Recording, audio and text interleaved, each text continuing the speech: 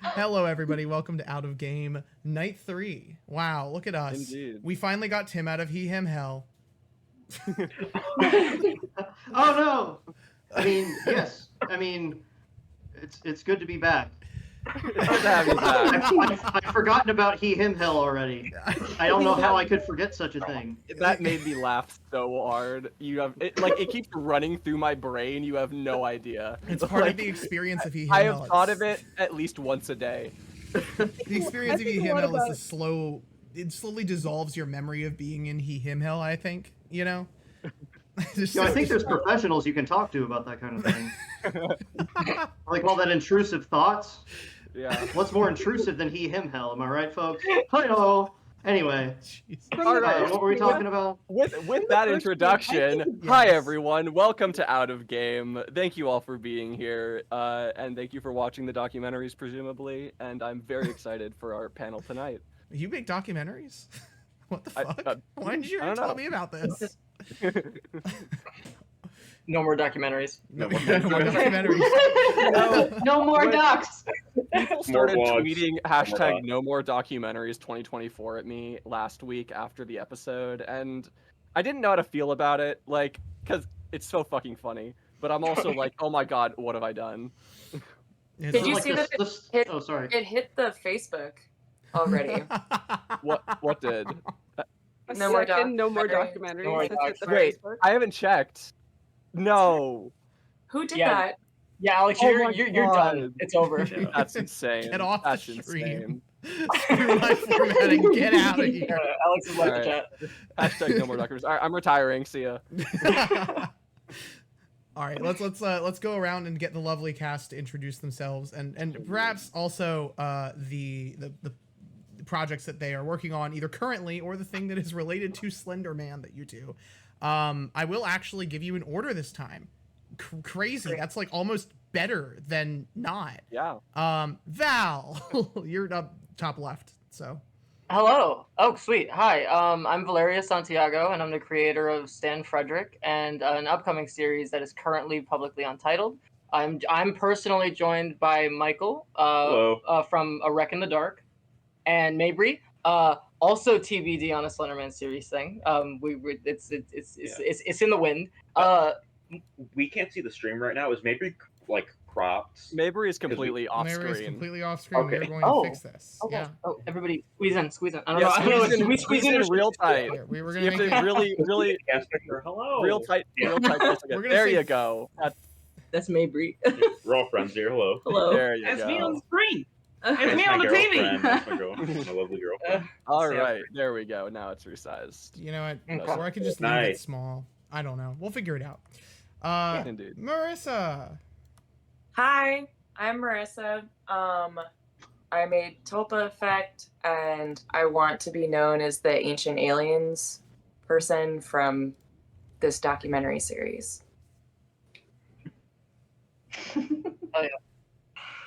A Tim.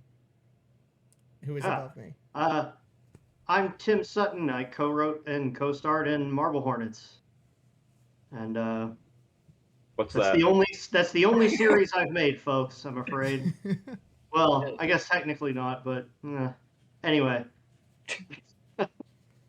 I really do enjoy. This is totally off topic, but it is, since we're talking about other things that you have made, the story about the German cigarette guy lives in my brain rent free forever. I'm so glad somebody remembered that. I forgot about that because I just kind of like. I think I bought a new camera and that's what I did to test it out or something. But no, every word of that story was completely true. I was completely minding my own business, and this guy, just walked by me and just decided to. He chose. I as the kids say, I believe he chose violence that day, although not literally so. But he kind of looked like. Wait. I just remembered I don't know the guy's name, so don't worry about it. Fair enough. Please, introduce the rest of the people. I feel like I hogged the mic too much last time by accident, so I'm going to try not to do that again. Jackie. Hi, I'm Jackie Reynolds. I was a longtime fan of Marble Hornets. Still am. But now I am the illustrator for the Marble Hornets graphic novel. And every single one kicks so much ass. Pen. It really does. The art style is so cool, Jackie. You did a great job. Thank you so much. Pen, do the intro thing next. Oh Yes. my god, great. Hi, yes. I'm Pen. I co-acted, co-directed, and co-star in Recollect Records of the Other Side by Seal Toast, which is pretty cool and you should watch it. I'm also doing a non-Slenderverse unfiction project called These Hymns Aren't For the Holy, which I think is pretty neat, and you can maybe go check it out. Hi, I'm Alex Hera. I made a documentary you may have seen. Hopefully. Hopefully. I'm Rain. I also did a thing on the doc, and I guess me and Sage, who is I think herbal specialty in chat, did a cool poster for it. And then That's last so but true. certainly not least, Kay. Hey, I'm Kay. I made the web series hiimarymary, which is a non-Slenderverse web series that was heavily inspired and influenced by the Slenderverse. And I was just like enormous Slenderman enjoyer and interactor. And so that's what made me want to make my thing. So I've always hung out very adjacent to this wonderful community. A Slenderman partaker. Yeah. True. It is wonderful to have you all here on the Out of Game after show. I know some of you. I just want to say that we do have a suspiciously absent guest, and that is Markiplier, Mark Fishbach. And I do sincerely want you all to, in the most kind way possible, just remind Mark that we did invite him to this after show. You know, just I sent him That's multiple emails. yeah, really, truly. And we're not telling you at all to like, certainly don't be mean about it. But like, you know, if you just tweeted at Markiplier, why aren't you on Slenderverse Out of Game with no context, we do think that might, you know, have a positive response from the universe. I also want you all to know that we did also consider, did you actually invite Matt Pat? Did that happen? Yes. Oh, okay. God. Good. We also invited Matt Pat. So No! keep that in mind. You told me about Markiplier. You did not tell me about Matt Pat. If I got on this call and Matt Pat was there, I would faint. Okay, so you guys know how the show format works. You know, we have our lovely friend of everything, Leia, over here in the background, Play Scholar, who is taking your questions to be asked in the second half of the show. In this first half, we are all just gonna kind of have a conversation about the things that we've already supposedly supposed to have talked about having a conversation about. But that also, as usual, didn't happen. So we're running off the cuff here, friends. But I'm less sleep deprived than usual, and that's really the high mark. So we do tend to open with one question. And, you know, Alex has told me that this is the question we absolutely have to open with every time. It's mandated top to bottom. What kind of sauce are you? That was the end question. I'm going to text Lee and I'm going to yell at him Final because he question. started this. Yeah, that's so true. We totally stole. Well, I guess Lee said it was Savannah's thing, so I guess we've stolen Savannah's thing. We're playing Yeah. telephone with the sauce. Sorry, joke. Savannah. Who wants to start with what kind of sauce they are? I'm determined to get this one out of the way within the first 2 minutes, I as opposed to last time. I forgot what my answer was last time, so I'm going to not answer. Okay. We already got one out of the way. Fantastic. I guess I'll go next. I am the bomb hot sauce from the Hot Ones lineup.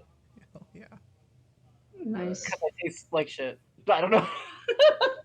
I'm in Val's box, so I have to say the same thing. That's right. All of Right. these two have no choice. I want to be fish sauce. That's fine. You Oh, could be okay. fish sauce. Okay. I would say I'm plum sauce because I love a good chicken nugget. Chicken Rad. tenders, chicken nuggets. Yeah. Something Chicken tart, nuggets, something chicken kind of nuggets. sweet. Yeah. I would say, does anyone remember Rocco's Modern Life by any chance? So there's an episode where I believe they are in a veterinarian's office, and Filbert is trying to get them to operate on his.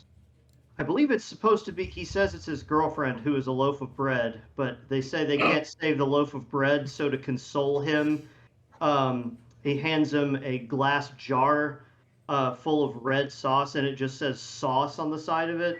That one's me. I'm the jar that just says sauce.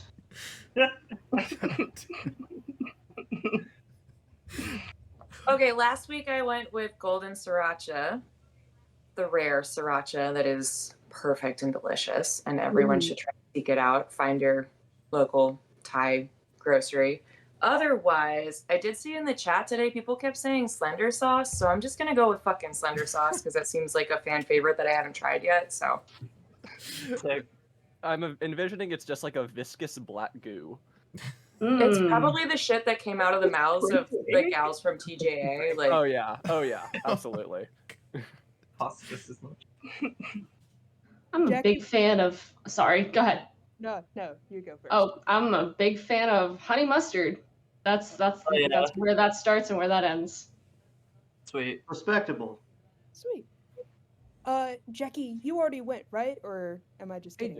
I did. I said plum sauce. All right. So yeah, I would in my brain says I should say I'm soy sauce, but really deep down I'm a red wine sauce. I'm like a demi glaze or something like that, or one of the fancy like a reduction. Tasteful, yeah. one of the fancy reductions they teach you in like French cooking class, like a beurre blanc or something like that. Hell yeah. Cultured. I think last time I went with that shitty Alfredo, which I tried to do again and then just added too much butter and it didn't work again. You tried it again I want you since to know. we last spoke? Yes, I specifically was like, I'm going to do this and I'm going to get it right this time, but I failed again, which I'm going to just blame on the Slender Man now. All my failures are his fault. So, honestly, we've been talking about like what liquids of the Slender Man we want to include in potential other things that we're doing. So I do think I'm just gonna choose not the black goo that the Slender Man creates, but the black goo that gives you like horrible physical like downsides and also makes you really strong for some reason for like a short period of time. You know what I mean? The blog goo, which is different than the vlog goo. That's so you know? No more blog goo. I did not like the phrase The you blog said. goo that turns you into trees and shit from like So yeah, literally. white elephant and shit. No, I will say I had a visceral reaction to when you said liquid of the Slender Man. I did not like I that didn't like phrase. it either. Liquids of the Slender Man. The worst phrase Everyone I have hated heard that. all Sounds night. like a blog title. And We should name also, a new I blog will. called Liquids of the Slender Man. It reminds me of something I unfortunately have to name drop very temporarily, and we will never speak of this again. Periwinkle Blue. All right, moving on. Okay. We did it. We knocked that out pretty quick. Good job. We got it. Let's go. Wretched. no. Never again. So the actual opening question is supposed to be, what do you think of the documentary? But I wanted to fake Alex out, so Sure. here we are. So what do you think of the doc? How we I feeling? want to say that it's been really interesting reading a bunch of the comments as it's coming out and people making different kinds of demands on like what they want to see more of and everything.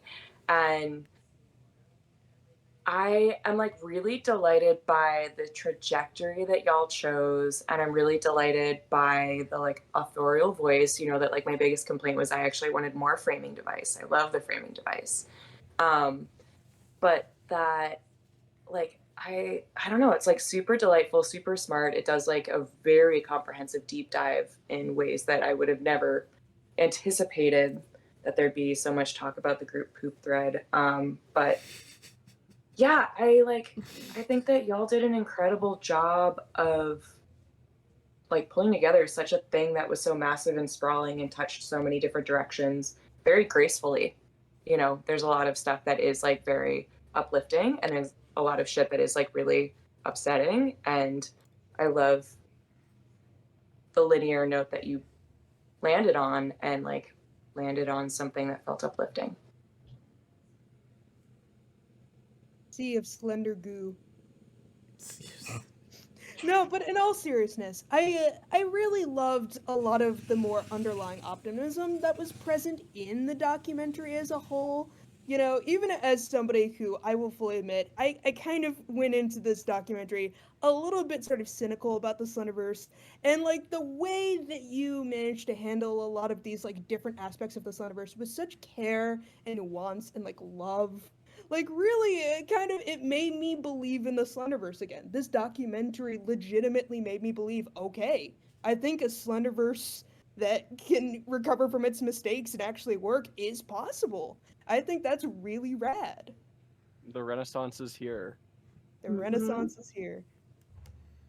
I really enjoyed the this part of the doc especially. In regards to specifics, I remember I mentioned this maybe in the last stream also, but I did a video essay in 2018 specifically about the Slenderman's history, and it was a really quicker version of it. I would say it would comprise maybe about 1/15 of what you've done here, Alex. And I skipped over one of the bigger things, which was the Wisconsin incident, in a very quick way in mine, where I gave a little disclaimer that I wasn't really going to be talking about it too much in the video. And one of the things that I had gone into this with was wondering how you were going to tackle it. And personally, I think you tackled it beautifully. I really, really do. Like it was handled really well. Really impressive. Felt like reliving it. Yeah. Yeah, going off of what you said, Val, I think it was handled, like you said, like really gracefully. And I couldn't imagine it being handled better, to be honest. And then to navigate that, but continue on with like an upward kind of like uplifting feeling by the end of it, without it feeling like forced or like you're glossing over it in any way. I think it was really, really, I don't know, emotionally, like it felt very emotionally considerate. I also felt so vindicated that entire segment about the HBO doc. Oh, yeah. I gotta say, Oh, yeah. I gained like 5 years of life again watching that. Did you use them Hearing watching everyone the HBO dump doc? on it. I wasted 2.5 hours of my life that I will never get back from that doc. I have wasted For like real. 7 hours of my life on that doc due to how I've watched it multiple times for this project. Regret it intensely.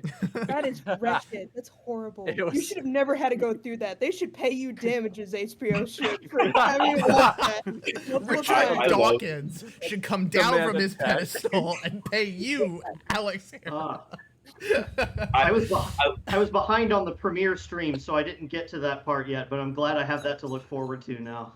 You also have to have the section on the 2018 movie to look forward to, which is that's one of I Oh, and I was watching.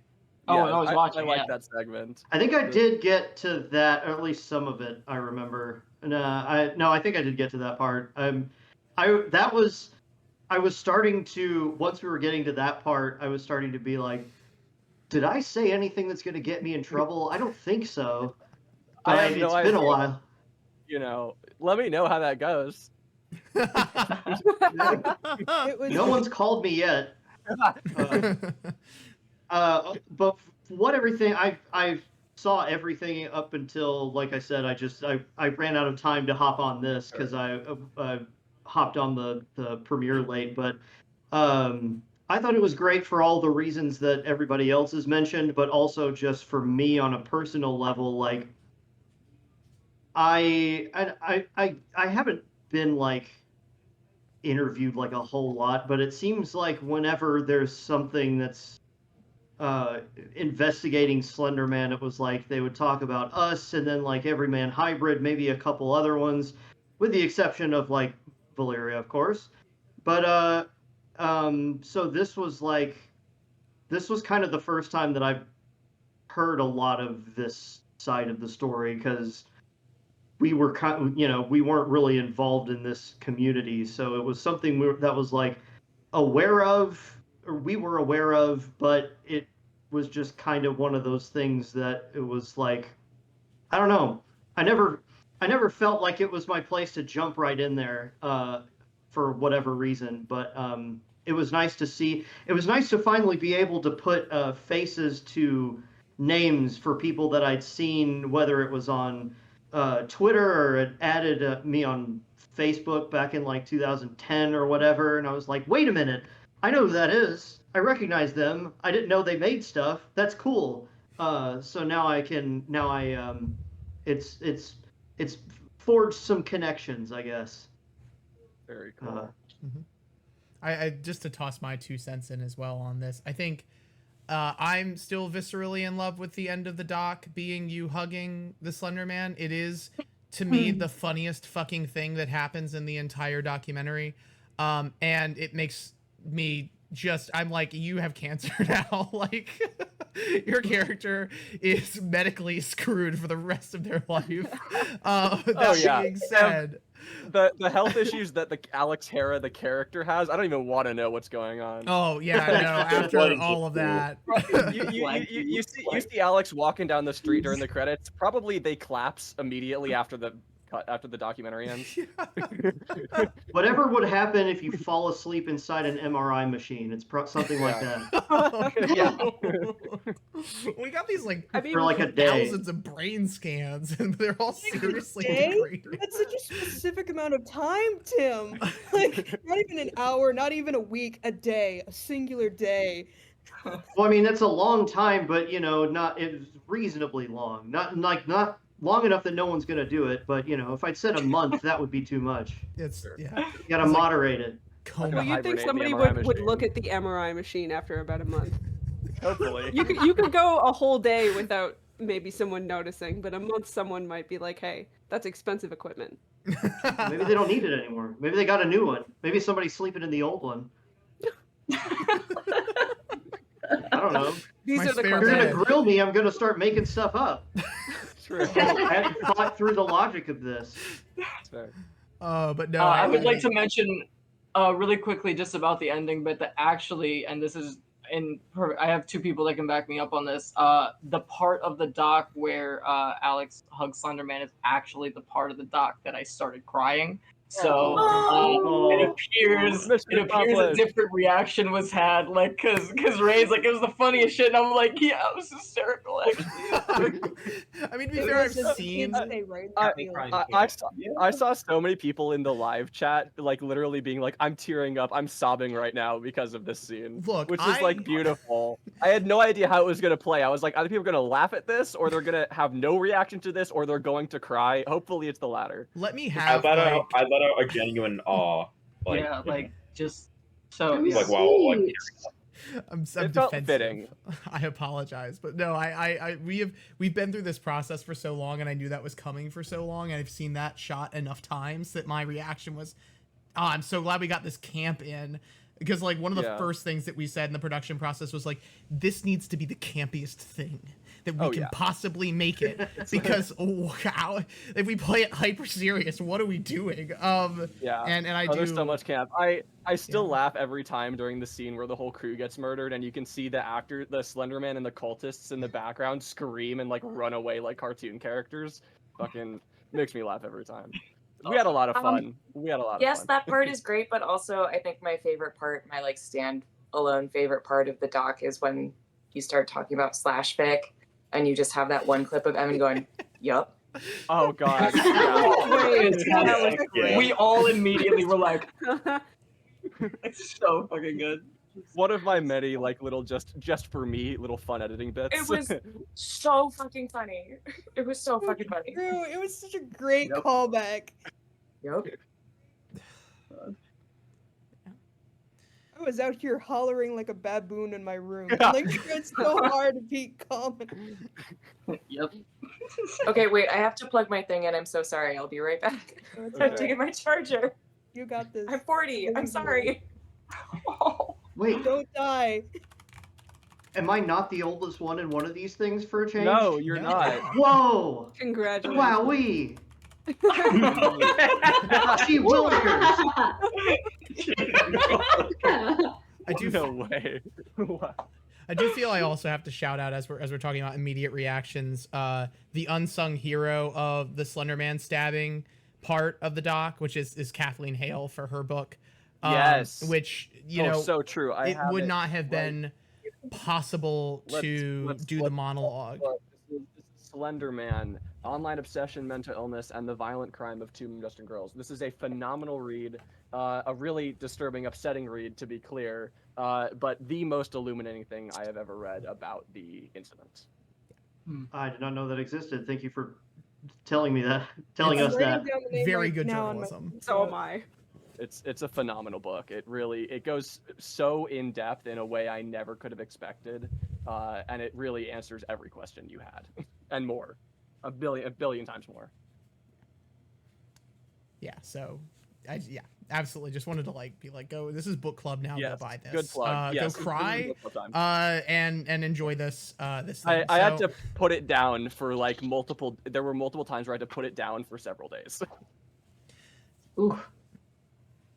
So we brought this group of people together, and you might be like, well, one, this is why this group of people? Well, one, because we think you're uniquely suited to speak to specific aspects of the legacy of the Slender Man, but also because in all honesty, in just to be very transparent, we've been getting a lot of questions that I think are really well asked about queerness and the Slender Man, and I was like, let me just get every person that I can who is able to address this in one way or another, bring them all together, and then actually just go.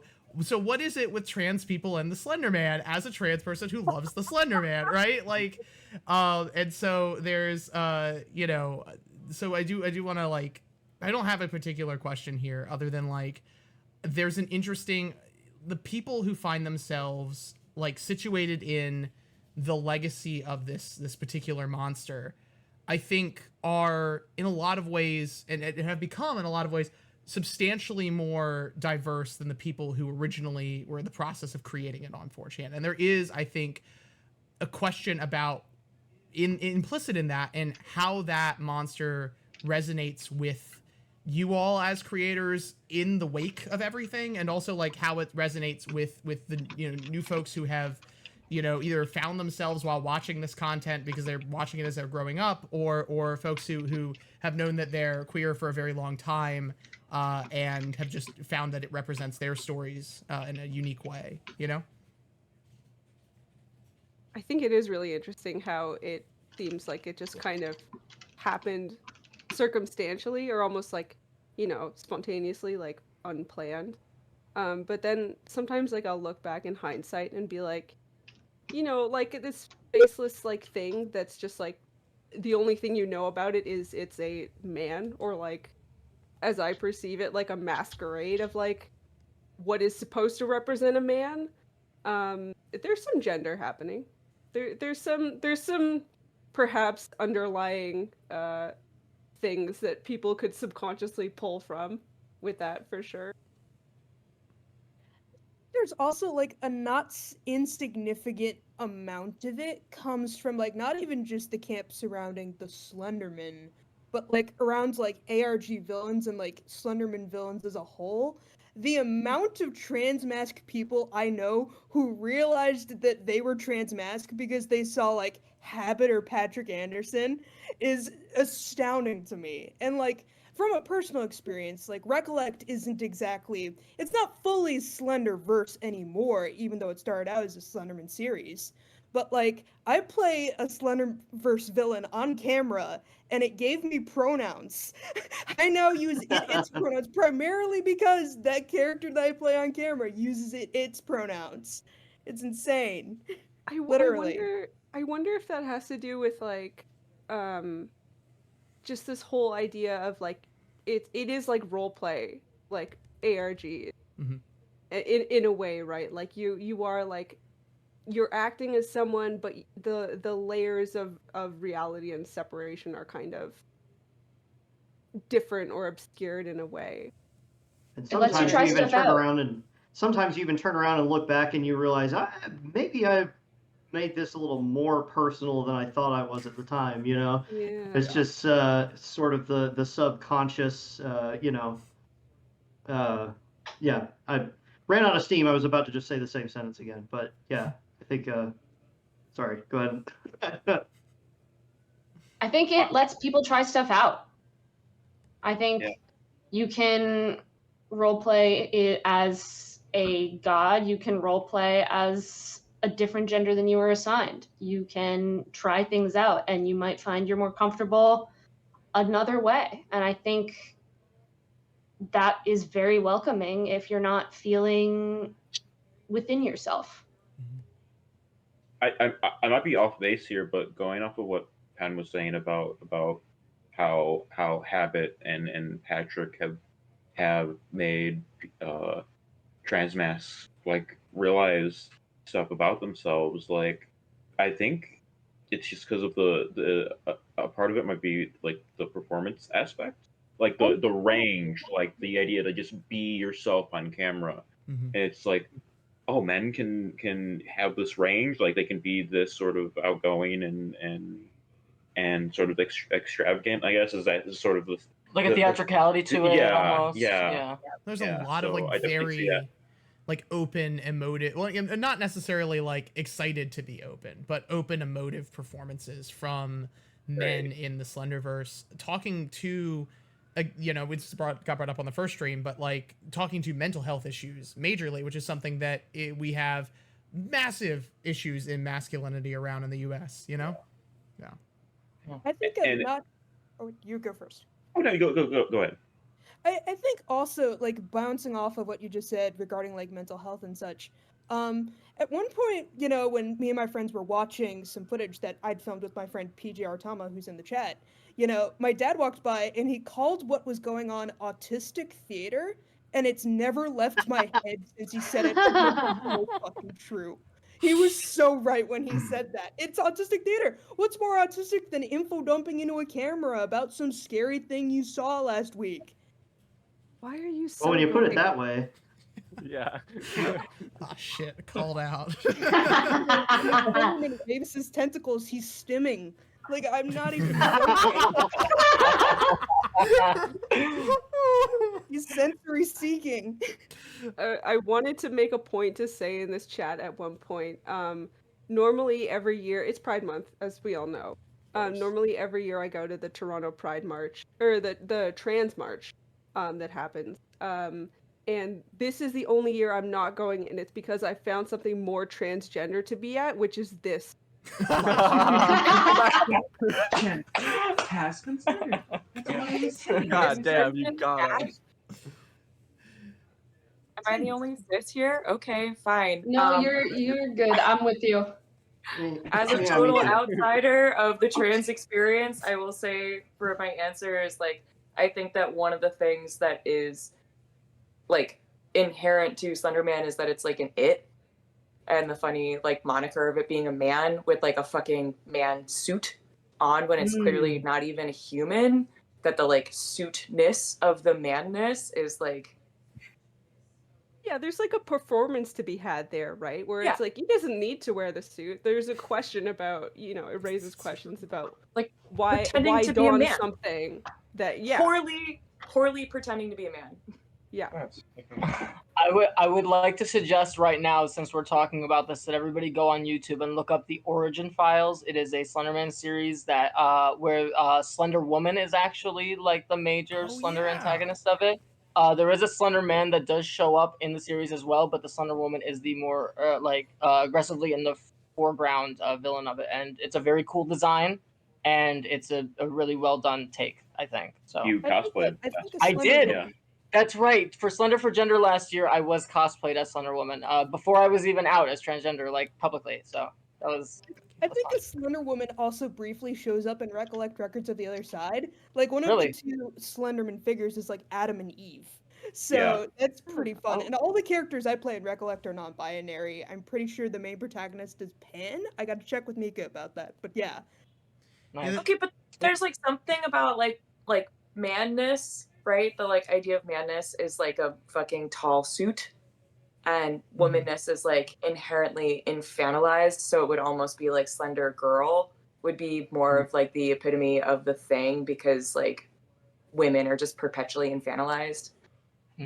that feels like something I see a lot in like superhero like Oh, tropes, yeah. like Oh, man yeah. versus girl Yeah. in terms of like titling. Oh yeah. I also think it's interesting how much more agency that some of the women have in like the Slenderverse. You know, like characters like Lexi, like Damsel, Stormy have like dedicated fan bases of their own, and I think that's like genuinely really fascinating, especially when put in context of like other sort of fandoms where that's not as prevalent.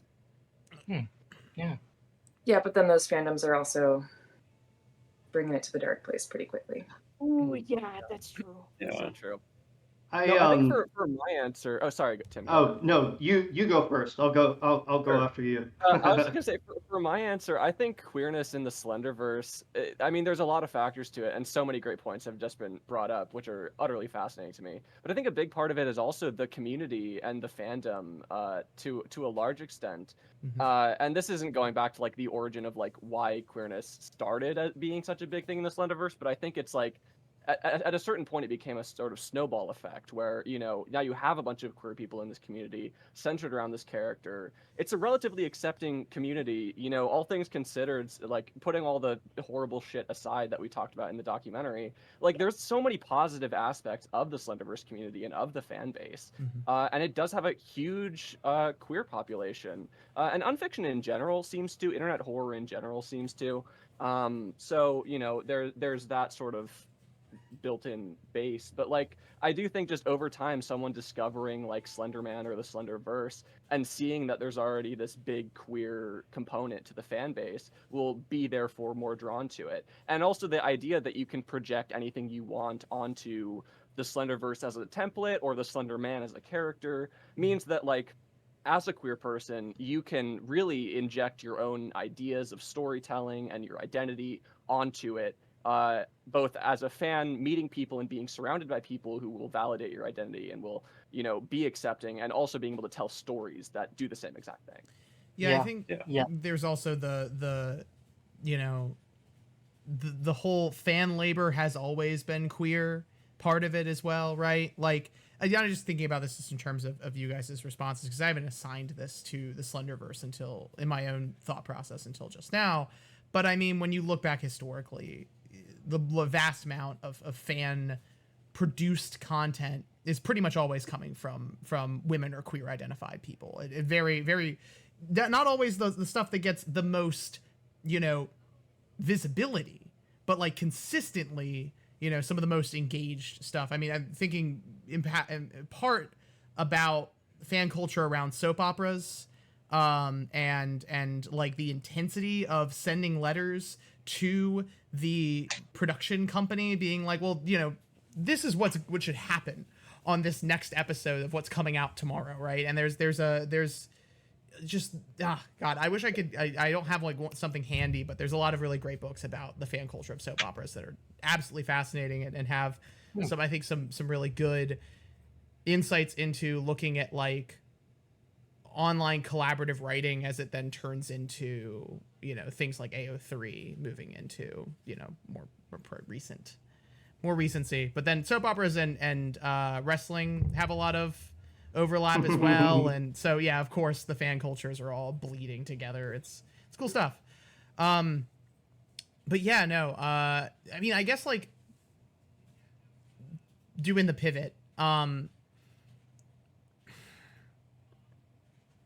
given that we are also in a period where I guess like in a period, that's a very intense way of putting that.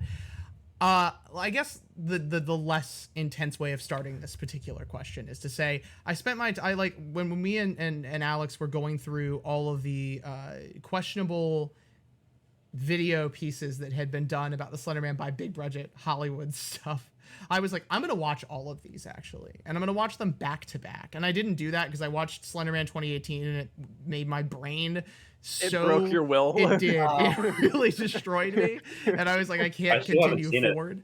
I don't. Yeah, you're fine. Okay.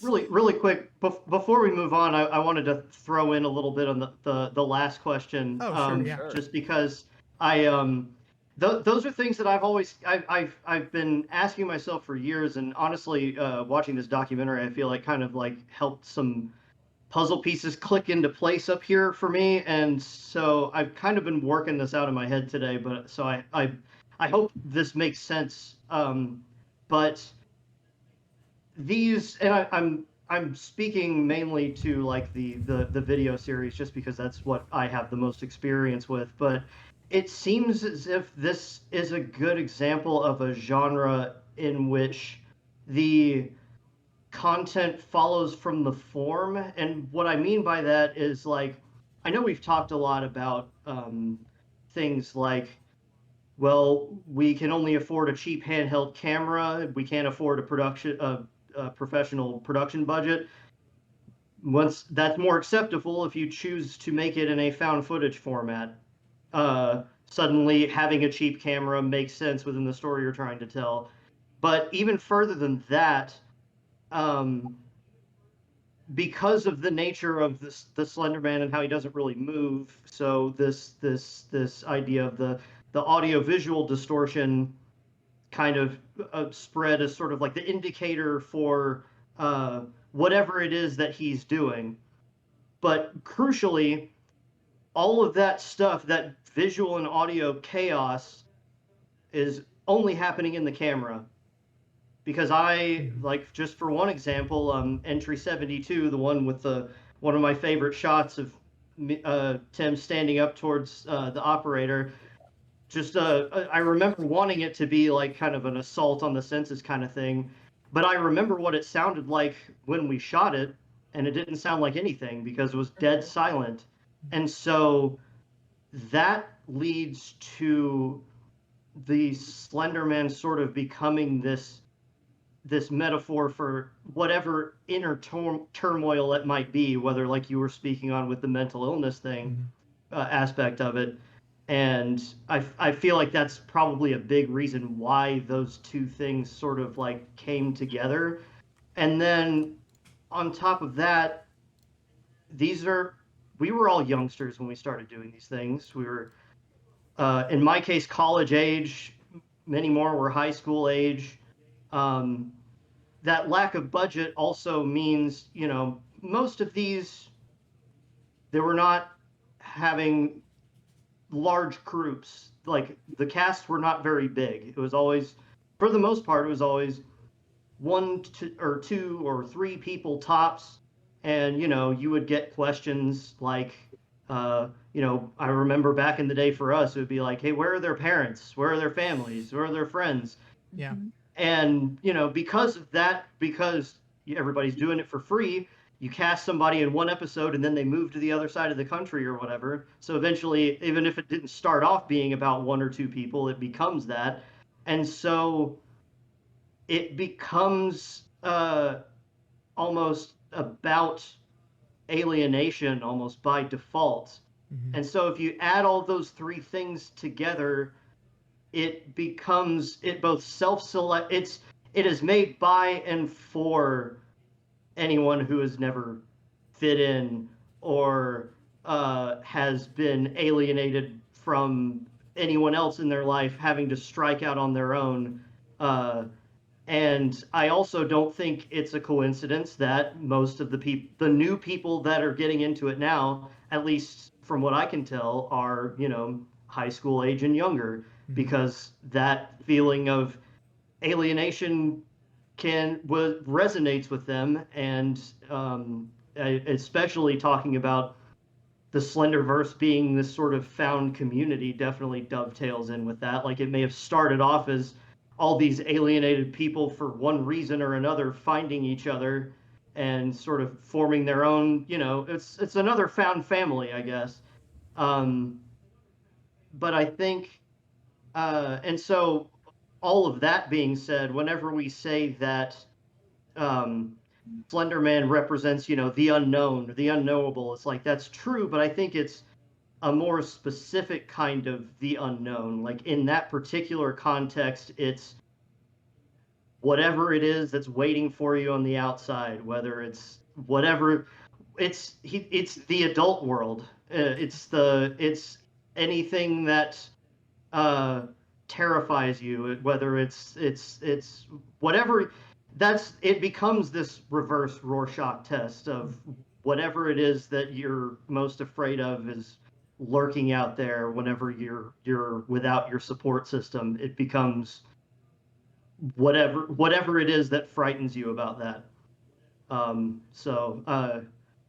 That's all I got. I hope that made sense. Yo, it made so much sense. Yeah, that was great. So That good. was So really interesting. great. Yeah.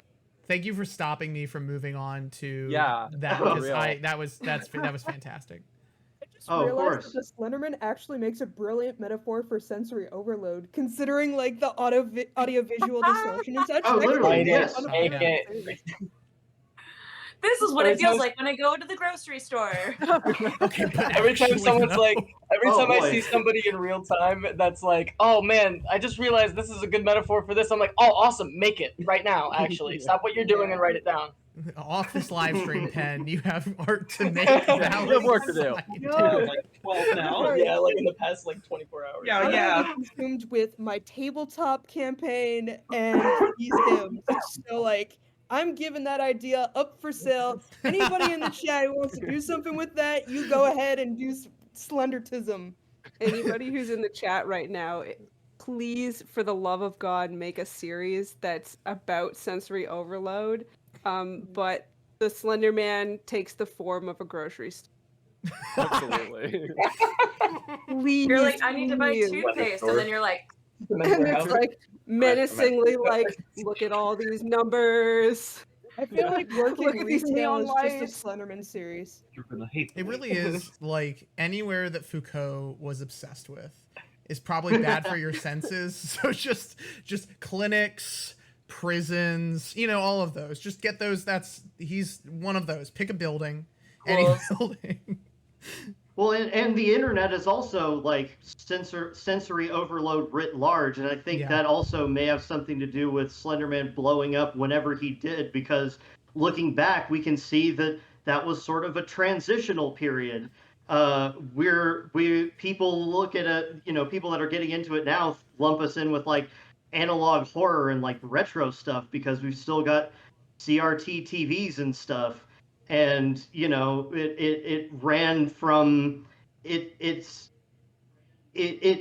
chronicled everyone. It chronicled the internet driving everyone insane in real time, I think. Absolutely. Mm-hmm. Yeah, the Slender the direction that the rambly question I was trying to get out was, hey, how do you view the work that you're making now in the context of making it in 2024, after all of these things have happened, or for those of you who are, and for those of you who are done with Slenderman and you're like, I'm not making any new Slenderman content of any sort. How do you, is there any way in which you reevaluate the work you have already done, looking at where we are now in 2024? I get, for me, it's really weird to be doing Marble Hornet stuff in the 2020s, for a number of reasons. I wanted to work on this series, like I agreed to work on this series, regardless of whether or not there's a movement still happening. It's just something I care about. And I think it kind of works because a lot of it follows it. So it's a sequel that follows one of the characters, Jessica. And it's interesting because a lot of it follows her processing the events that happened in Marble Hornets. So it is kind of like a meta way of retrospectively addressing the events that occurred, but in universe at the same time. I think that first issue where, we see like Jessica doing her like normal job at like, I'm pretty sure it was the post office. And like just seeing the way that, even still we have this like familiar like Marble Hornets-esque imagery blended in is so striking. Like you managed to find the perfect blend of visual and text in a way that is so striking to see represented. And I really love the way you did that. I think it's like very true to a lot of experiences, but with that familiar strangeness like laced in through it. Yeah, Jackie, you and Troy like canonize a fandom within the Marble Hornets universe, and you canonize Masky and Hoodie as nicknames. So it's like now the fandom is like part of the text, and I don't know if there's anything that is being like subtextually said about fandom. Just the fact that it's being included is just so, it makes it so like it has that meta appeal, is the best way I could describe it. Yeah, it was an interesting decision. I can't speak for the like Troy's decision to write that in, but I did think when I saw the script for it, I thought that was really cool because the original series doesn't really address the viewers as a whole. Like it's kind of just like a, you know, an audience too, but it doesn't speak about what that audience is thinking, or, you know, there's very little audience participation in general. Or the culture they're building around it. Yes, exactly. You know, the fandom culture. And yeah, so it is interesting how it kind of does that in the comic series. Yeah. I thought it was a neat angle, and your art like is great depicting it. Absolutely. You must have had so much practice drawing those characters you could do it in your sleep at this point, right? You'd think, but then if I have a moment where I'm struggling, I go, God, like, I've had the practice. I do think it's interesting. Like, I've used the example to explain to people what ARG narrative structure is, how it functions. I've used the example of Tim, your character, so many times, in at least in one of the commentary tracks you guys talk about people seeing your arm hair at 480p and being like, those are scars that you need to investigate this guy, and that being like a reason that your character becomes so prominent. And so, like, to explain emergence, it was something that I kept coming back to. It's interesting in this context because if mainly because I just don't think people would have had the same reaction now to somebody's self-harm scars, what they thought were self-harm scars, really, you know. And also the resolution's higher, so they would just have seen arm hair. You know. Oh yeah. I do also, this also dovetails with what we were talking about earlier, but I believe that's also, you're talking about the interview entry, right, where it's just kind of like from here down. I do also remember people thinking that this guy must be up to something because I was fidgeting with the paper the whole time. And it turned out I didn't realize I was even doing it. That was just me doing that. Would you believe me if I said that I have been diagnosed with ADHD since then? So, you know, if it wasn't for that, who knows where I'd be right now. So the audience noticing me unknowingly stimming is, if it wasn't for that, I may not even be here right now. Someone in chat just said neurodivergent verse. Yep. It's so real. Again, autistic theater. It all goes back.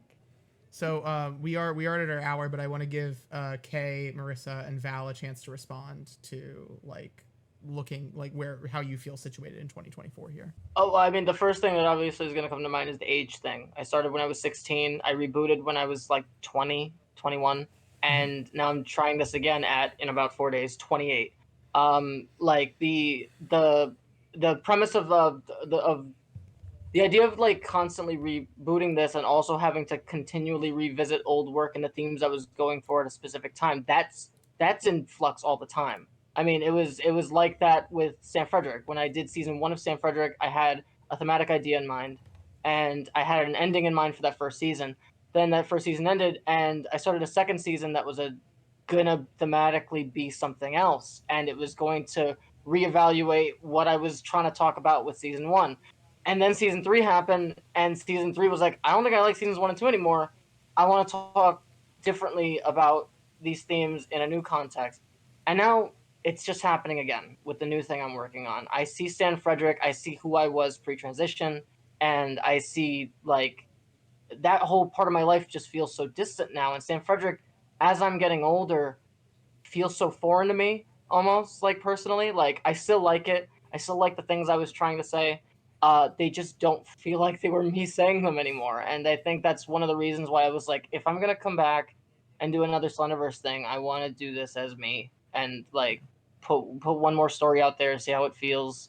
If it sucks, fine. I wanted to be able to like tell an actual genuine story from where I'm at in my point in my life, which to me is what most art is. Time capsule of where you're at, like in your current state of life. Like that, it may not resonate with you later, but it will right now, and that's what I want to find out, I guess.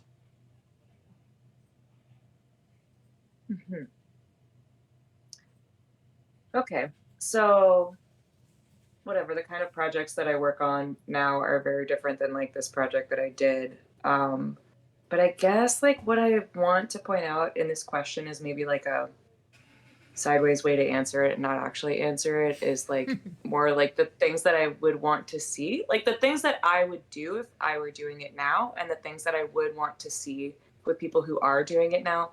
Because for me, one of the parts that was the most fascinating was the way that it was using new platform. So like the platforms that I was using are now like ancient. And so it was like interesting because those platforms were kind of like burgeoning at the time. And so I would love to see like Slenderman like devour a Patreon. I would love to see Slenderman like in an AR, you know, like in some fucking weird phone game where you're like, I'm just trying to go to the bathroom. Then you're like, fuck, he's right there and I can't see him, but he's in my phone, which like also aligns with the, you know, like I want to see the one thing that would actually get people to use the metaverse. Yeah, like I Holy like shit, I Mark want to Zuckerberg. see the like platforms that people aren't considering as an option for like ARG expansion, because I think that what I was really in love with like the birth of much of this was that it was like it like speaks more to that initial like nobody was expecting this to pop up in this place. So like I would love to see these places where are the places that are unexpected. I'd love to see it pop up and kind of devour those places. The platforms that aren't being considered as artistic Totally. in a way of like this the text of this is art. Yeah. No, yeah, I want to see it as like an intervention. Yeah. No, I like that a Slenderman lot. is capitalism I would love to- metaphor because he's sorry, minting NFTs. Say it again? Slenderman is capitalism metaphor because he's minting NFTs and he is distributing crypto. Yeah. Oh, that's Right. He is the blockchain. The call Yeah. is coming from We were talking inside the about blockchain. Yeah, like if everyone was like magically this entire cryptocurrency evaporated overnight, what is going on and what happened, and then they like fall down a rabbit hole about like some kind of portal event that is like totally fucking fabricated. Like I want that. Hell yeah. Somebody trying to like dodge a rug pull allegation by pretending it was the Slender Man. Potentially a very good story. I would love to build on Marissa what you just said, and also just say that once again, it's another example of the fact that whenever I run into the Slenderverse's dead people once every couple of years, and it seems like every year there seems to be like another wind and another creative wind and stuff like that. Like I always approach this stuff narratively and thematically because that's the stuff I'm used to. But Marissa, you just also pointed out that like platform is a totally other avenue. Like there's multiple ways in which for the longest time, for who knows how long going forward, people can continue to find something in this community to create from. It's platform, it's traditional storytelling, it's every other possible avenue. Like there's no right way to do this or approach it. Like there always can be something to draw from, and I think that that's super valuable. Yeah, thank you, baby. And with that, we go to intermission, my friends. See you in 5? 5.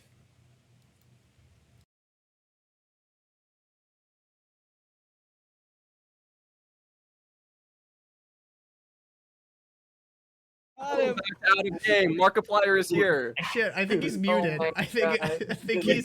Oh, jeez. Yeah. He can't hear us.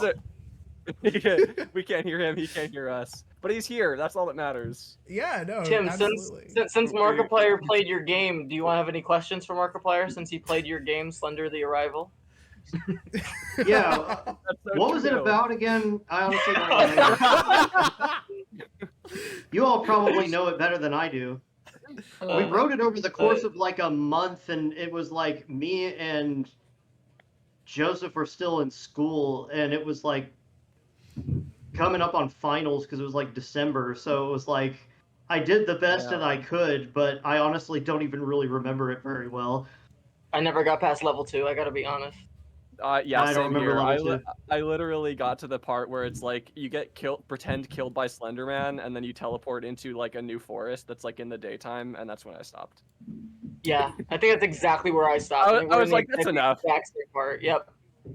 I think I I don't watched the remember which rest part of you're it on talking YouTube. about, but I feel like that probably doesn't narrow it down. Like, oh, you ran into the Slenderman, you got teleported to a different woods. That's level which All of level them. is that? Every level. That's season 3 of Marble Hornets. I'm kidding. I'm Totally. sorry. I love season 3 of Marble Hornets. I love that Hey. season. Hey, me too. But yeah, the great thing about the woods is a lot of the time it's free. Oh, yeah. Free wood. Are the All digital of- woods also hey, free? I don't know what that is. Yes. No. Holy Yes. shit. Yeah. Yeah. Anyways, Markiplier never answered your question about what you. Yeah, what the fuck? Mark Yeah. is, he's talking to someone else. He's ignoring us. It's Mark I'd like to see, Shy. can you fix this? Are you around? It's Mark Shy.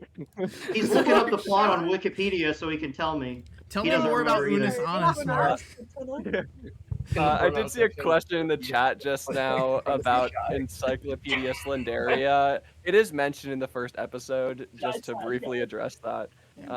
But there's not time for everything, you know. So we do want to get to some audience questions. Also, we do have Yes, let's get those. a new special guest who is not Markiplier. We have Theo Wish. Do you want to introduce yourself, Theo? Hi, yeah. I have I guess been in and around the scene, very much fixated on Marble Hornets growing up. Then I made the big TheSunVanished Twitter story, and I'm just a huge fan of this medium. And honestly, I'm just really honored to be here amongst y'all. Well, thank you for being here. We are honored to have you. The Indeed. first of our audience questions comes from Hark Darvist, who is definitely somebody nobody knows who that is. Who's that guy? Yeah, he's a weirdo. Not a question, but I just want to say that this doc series has touched my heart. It's incredibly beautiful and surreal to see, and I hope it inspires a new generation of creators. Cheers to everyone here.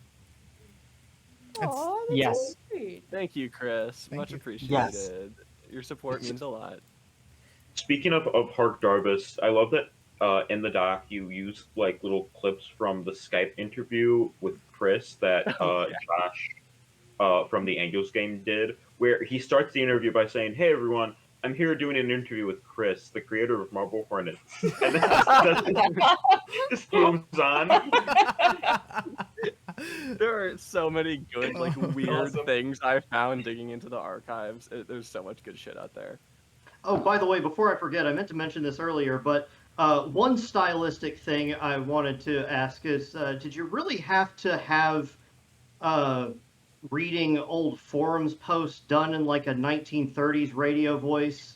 Yes. Yes. Yeah, absolutely. Yes. He reports in the documentary. I got my radio right back there. It's like from the 60s, I think, and yeah. no, it was a necessary stylistic choice. Just it's just like I just really want to keep reminding you all how old you are. No, I'm kidding.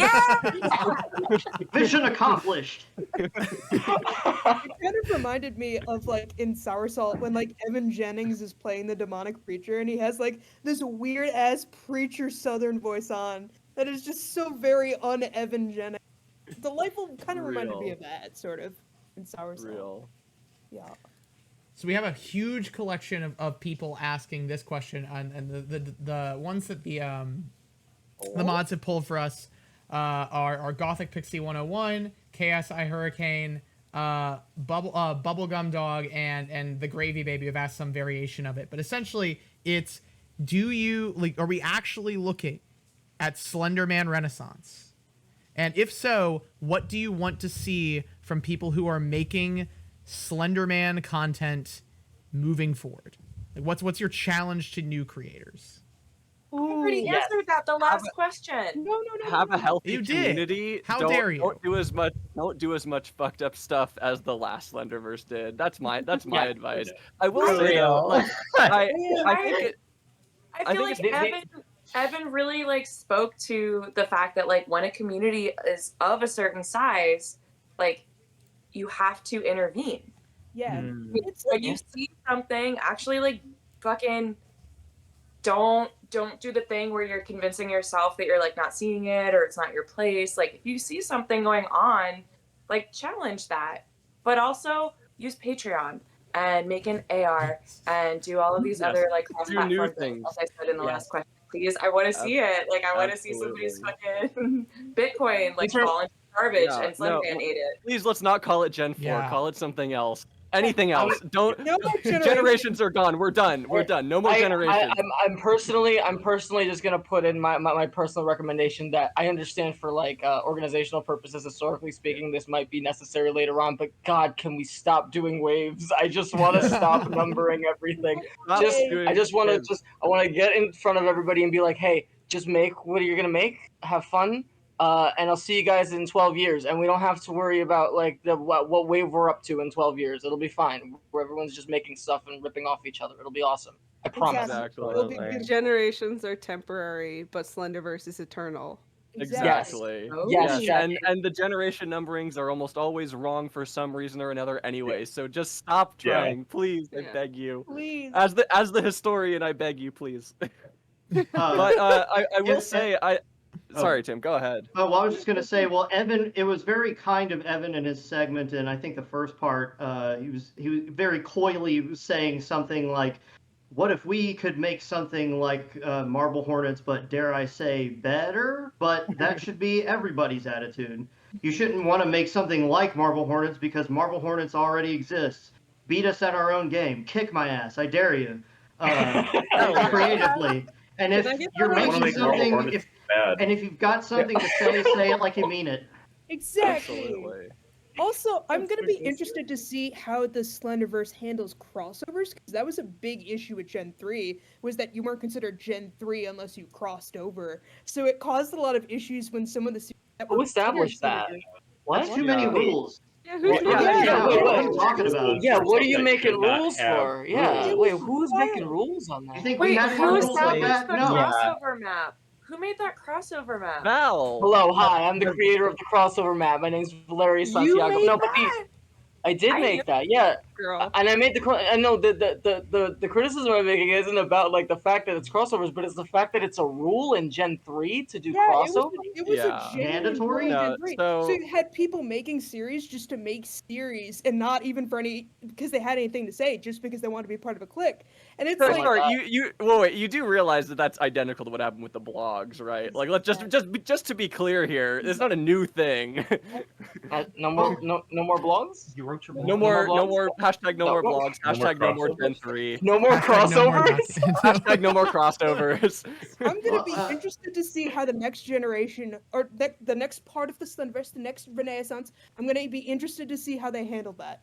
Yeah, I'm very interested to see what happens with the Slenderverse going forward. I think it's maybe a little bit too early to say, like, we are entering a new renaissance, because, like, we're seeing a huge flurry of activity in these past couple weeks, and even surrounding it, going back a couple months.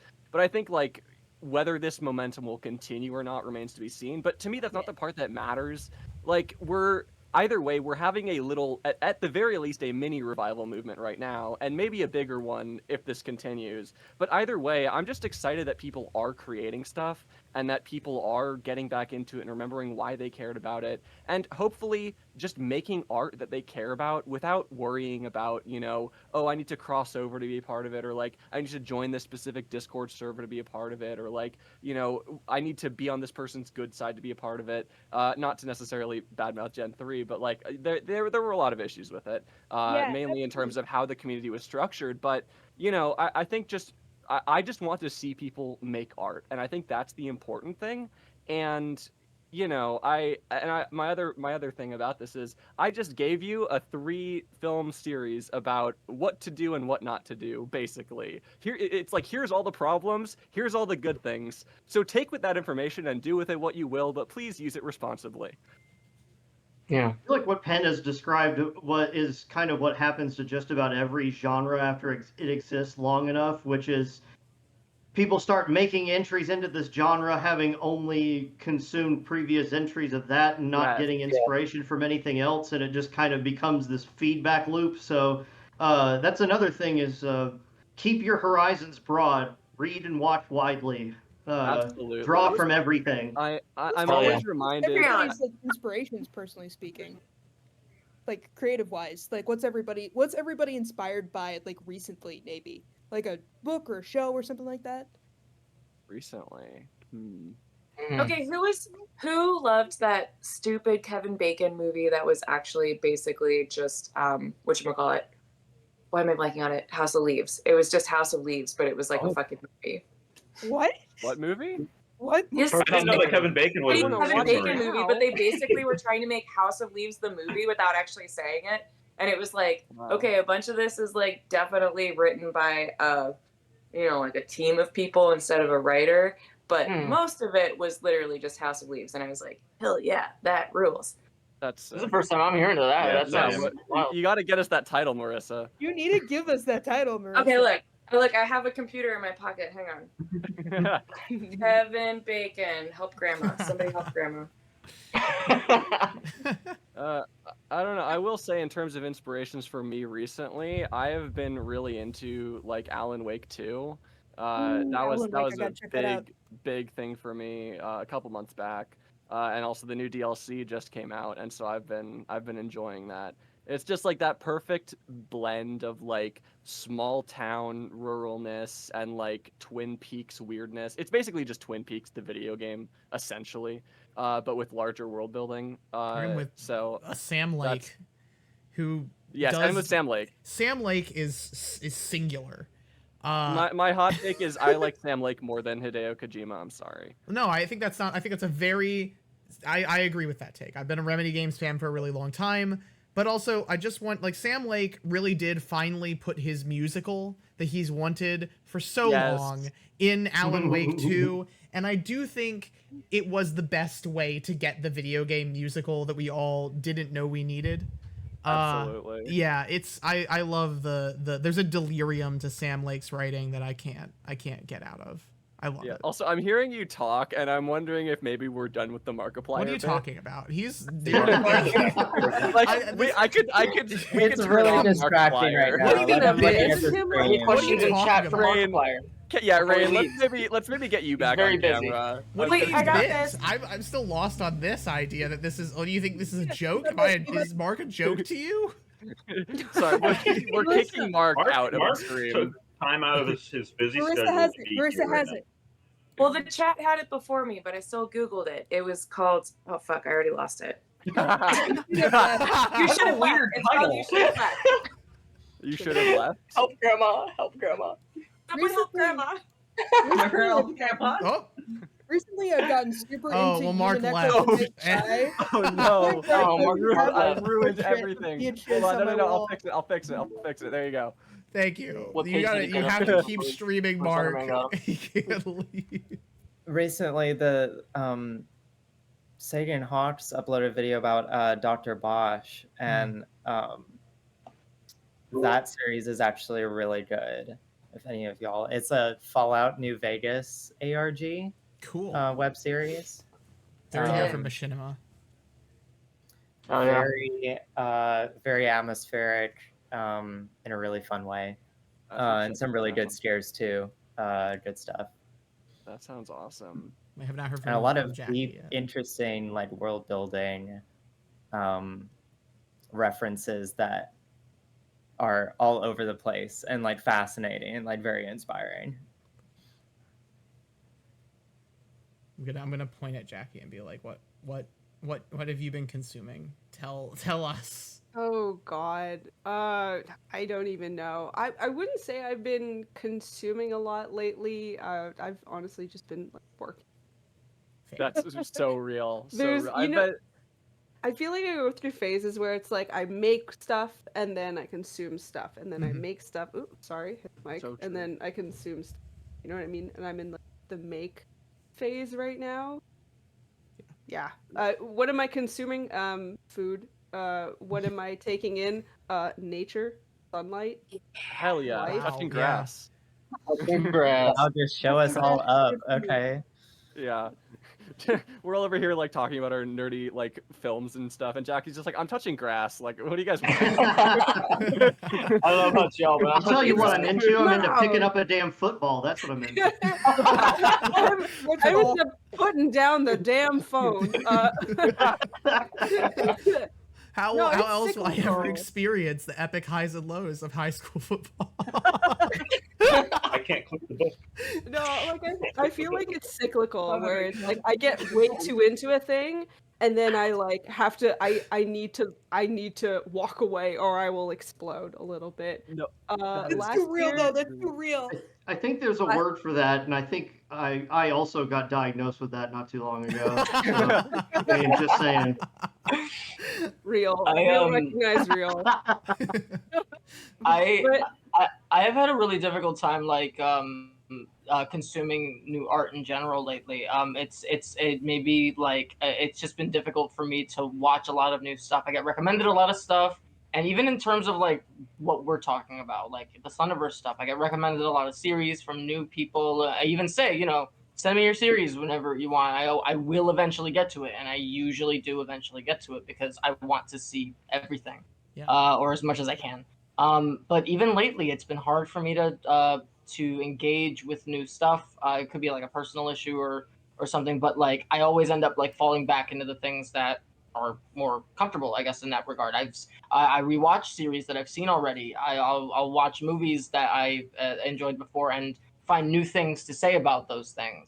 I think that one of the best things about like I was saying earlier in terms of art as a time capsule of where you're at is that also kind of applies to how you take in art. Your perspective now is going to be different than it was years ago on the same piece. I, for one, would really like to revisit the Slenderman movie at some point, and I'm saying that like through gritted teeth type thing because like I saw it the first time and it left a bad taste in my mouth. I had a bad time with it. I did a whole essay about it. Really didn't like it, but it's been like years since I last saw it, and I wonder if there's anything else to draw from it. Just as an example. So I guess my thing, the reason I bring this up is because it's like, even if you find yourself kind of stagnant in terms of art and art consumption, there's always stuff to draw from what you've experienced before, like something new to draw from something old as well. I mean, that's for this. Yeah, sorry. No, go ahead. I cut you off. Oh no! It's just I was literally just finishing. You're good. And real quick, when you revisit.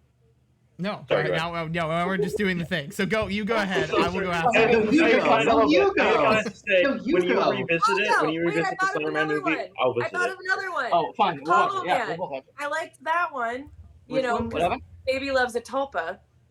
Oh, Empty Man.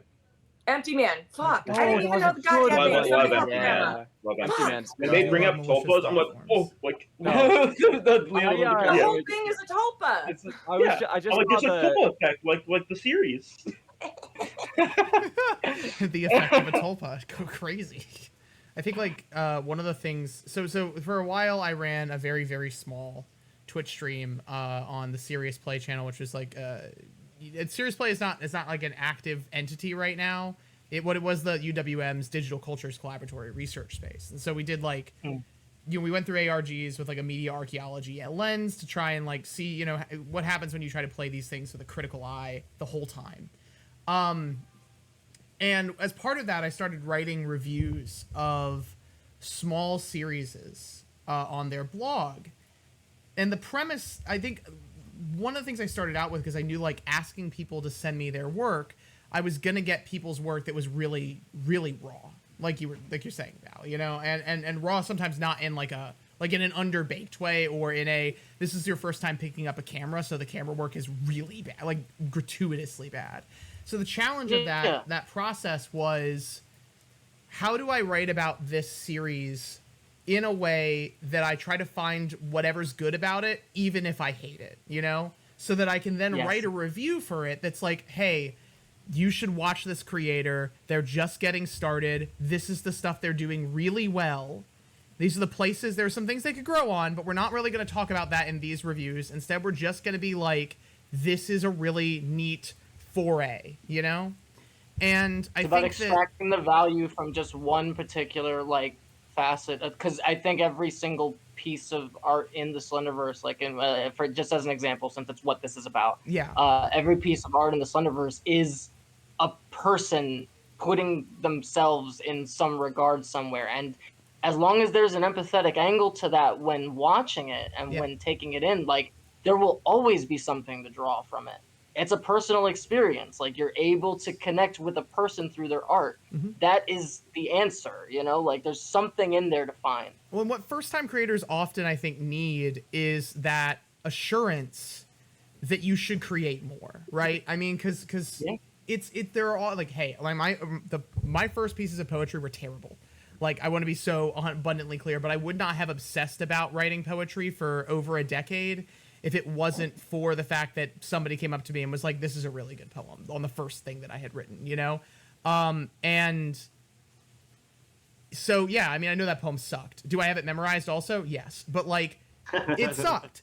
But, like, that's what I needed to hear at the time. I think there's a real, like, if there's something to ask from new Slenderverse creators, it's when you approach a new series, remember that the person who you're engaging with might be a first-time artist and really could benefit from hearing the things about their work that kick ass before anything else, you know?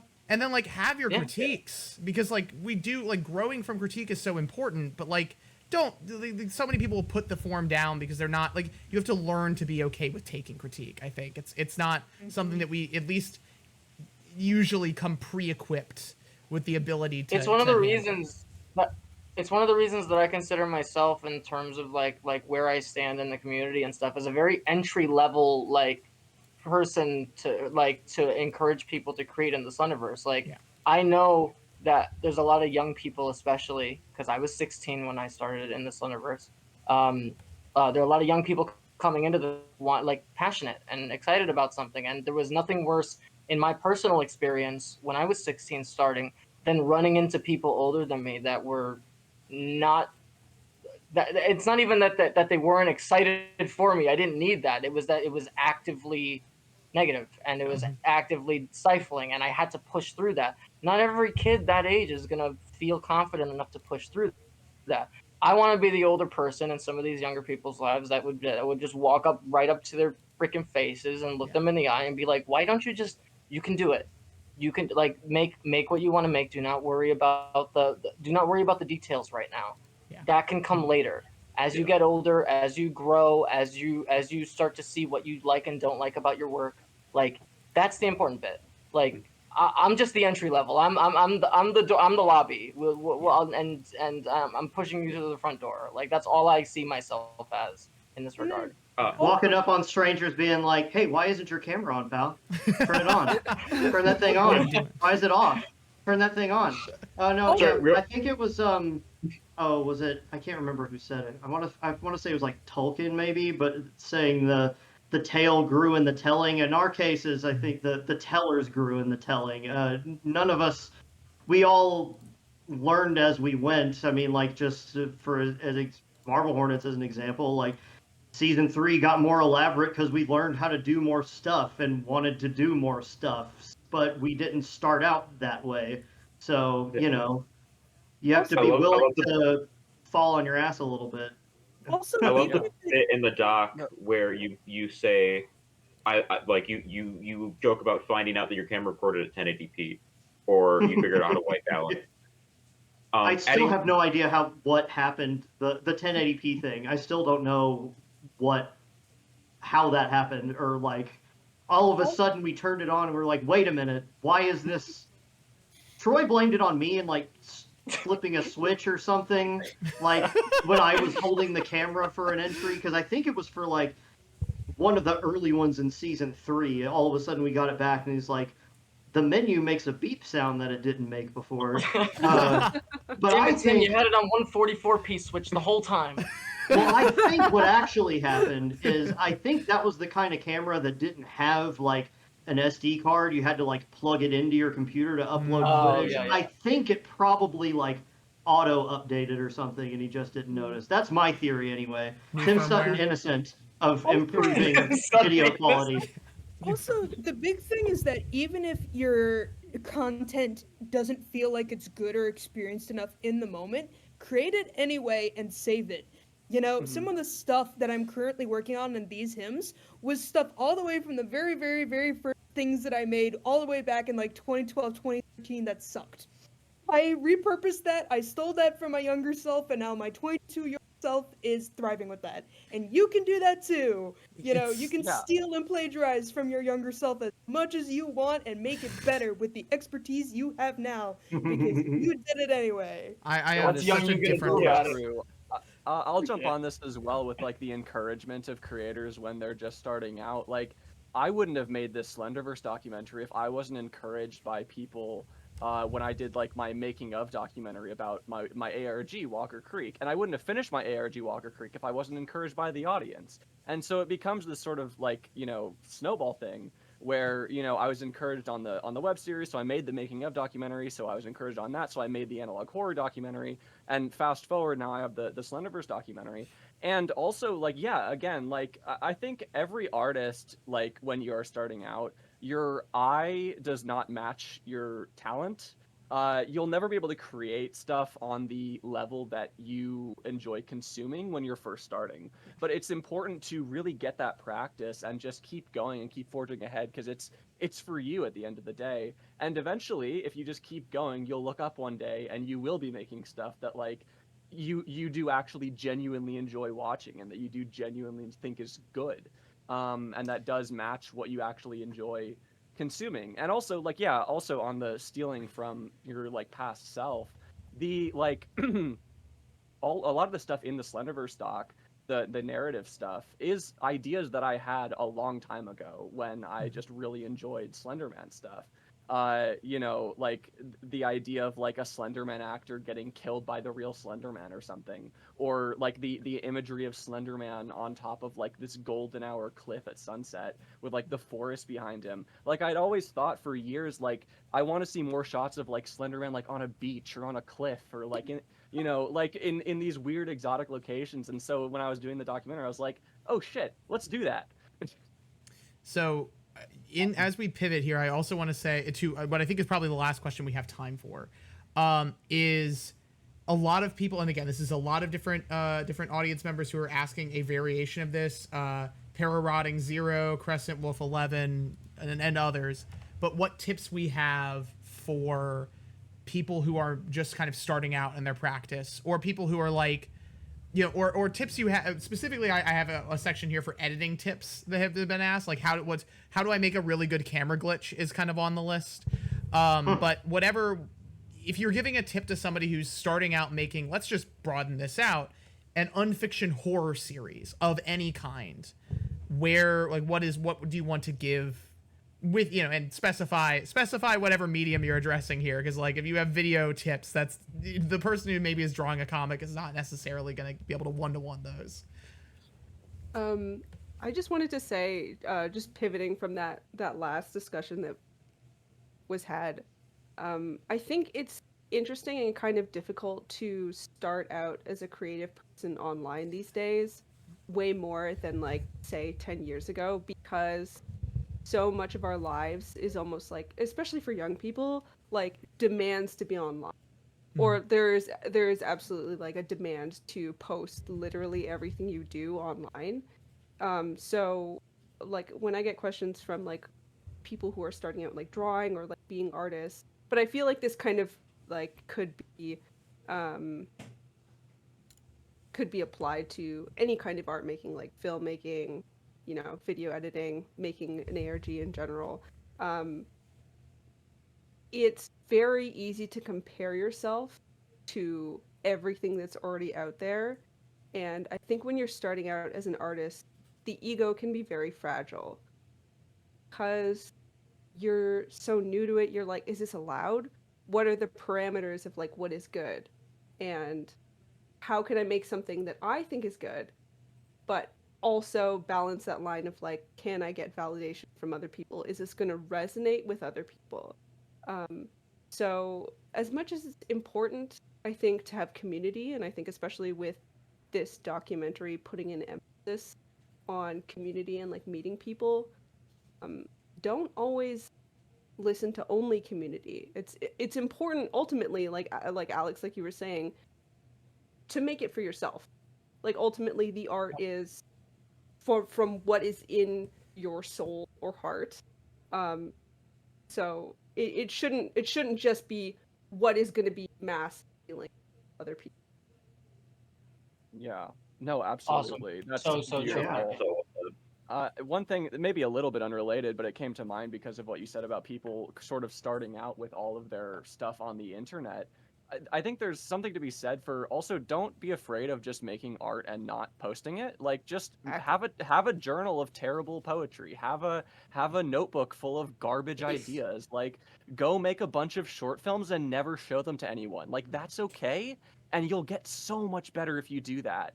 And like, there's nothing wrong with posting everything you make online either. I think it does create some challenges. Like, if I posted everything I ever made online, like, oh my God, that would be horrifying to look back on it at this point. I have plenty of stuff I haven't posted. I have short films. I have a documentary I haven't posted. There's plenty of stuff that I just made, and either I didn't think it needed to be released online, or I felt that it was just for me. And, all I'm saying is that's okay, and don't be afraid of that, right? Don't feel pressured to have to give yourself to the internet. Yeah, I think There's like absolutely stepping off of that, what one of the anecdotes that is really, so I spent my entire undergrad doing poetry workshops at VCU, with David Wojan specifically. And so I've done a lot of that specific work, and so this comes out of that part of my creative practice. But one of the things I found really stunning is there's an amazing book of poetry called Look by Solmaz Sharif. I'd recommend it to literally anybody. It's just a tour de force, especially What's for the name of the author again? Solmaz Sharif. And it's for a first collection, it's batshit. It's so good. And I really can't praise it enough, and I can't praise Solmaz Sharif's work in general enough. But one of the things that was in the process of making Look, my understanding is that part of her process was writing 1,000 of these poems that were just re-articulations of definitions in the Department of Defense's military vernacular as ones that were focused towards the humanity of what happens in a space of armed conflict, and then throwing out 920 of those. And so you just get the collection is maybe like 86 poems, but that behind that is 1,000 poems that did not make the cut. And I think that when I meet new creatives, even people who are like pursuing a master's or a PhD, who are like, bringing creative practice into their research work, or professionals in their own right, they're scared to throw away any of their labor. Like the idea that something that comes up in pre-production on an ARG might not make it all the way to the final cut is terrifying to them because it's wasted time or something like that. And I cannot tell you how long the graveyard of dead ideas is in the process of making decent stuff. The other thing I had a different thing I was going to say, but I think this is maybe more pertinent to the actual conversation. Me and David Wojan had a couple like one-on-one conversations just as a part of like the process of taking these classes. But in one of them, we were talking and I think David had said, a poet is really lucky to get one good line in a poem. And they're even luckier to get one good poem in their entire life, And I try to take that like with me wherever I go about it, because it really is like, I'm not saying that, all your work is going to suck. Although certainly there's like a certain artistic self-loathing where as your eye gets better and your hand is lagging behind, everything you make sucks all of a sudden, right? But like there's And one should hope that we always feel that we're growing in one way or another. But I think that there's something to be said for the idea that, like, no, I'm really quite lucky if what is imagined in the way I mean it makes it onto the page once. Like, that is enough. I have done enough as an artist if I have managed it at least once in my lifetime. You know, I think it puts in perspective just how hard it is to capture the human condition. Anyway, I'll leave it at that.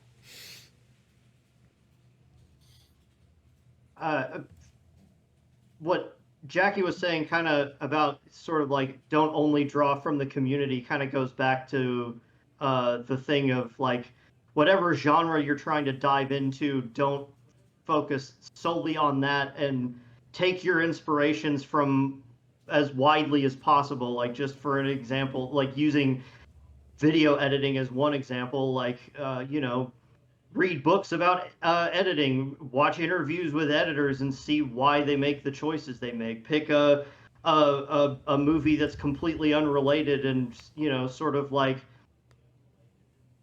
get immersed in figuring out why those choices work the way that they do, and then figure out how to apply those to the thing you're trying to dive in. Like, you might figure out a new editing style that is like wildly different from any of these other Slenderverse series just because you borrowed from over here instead of over there, you know?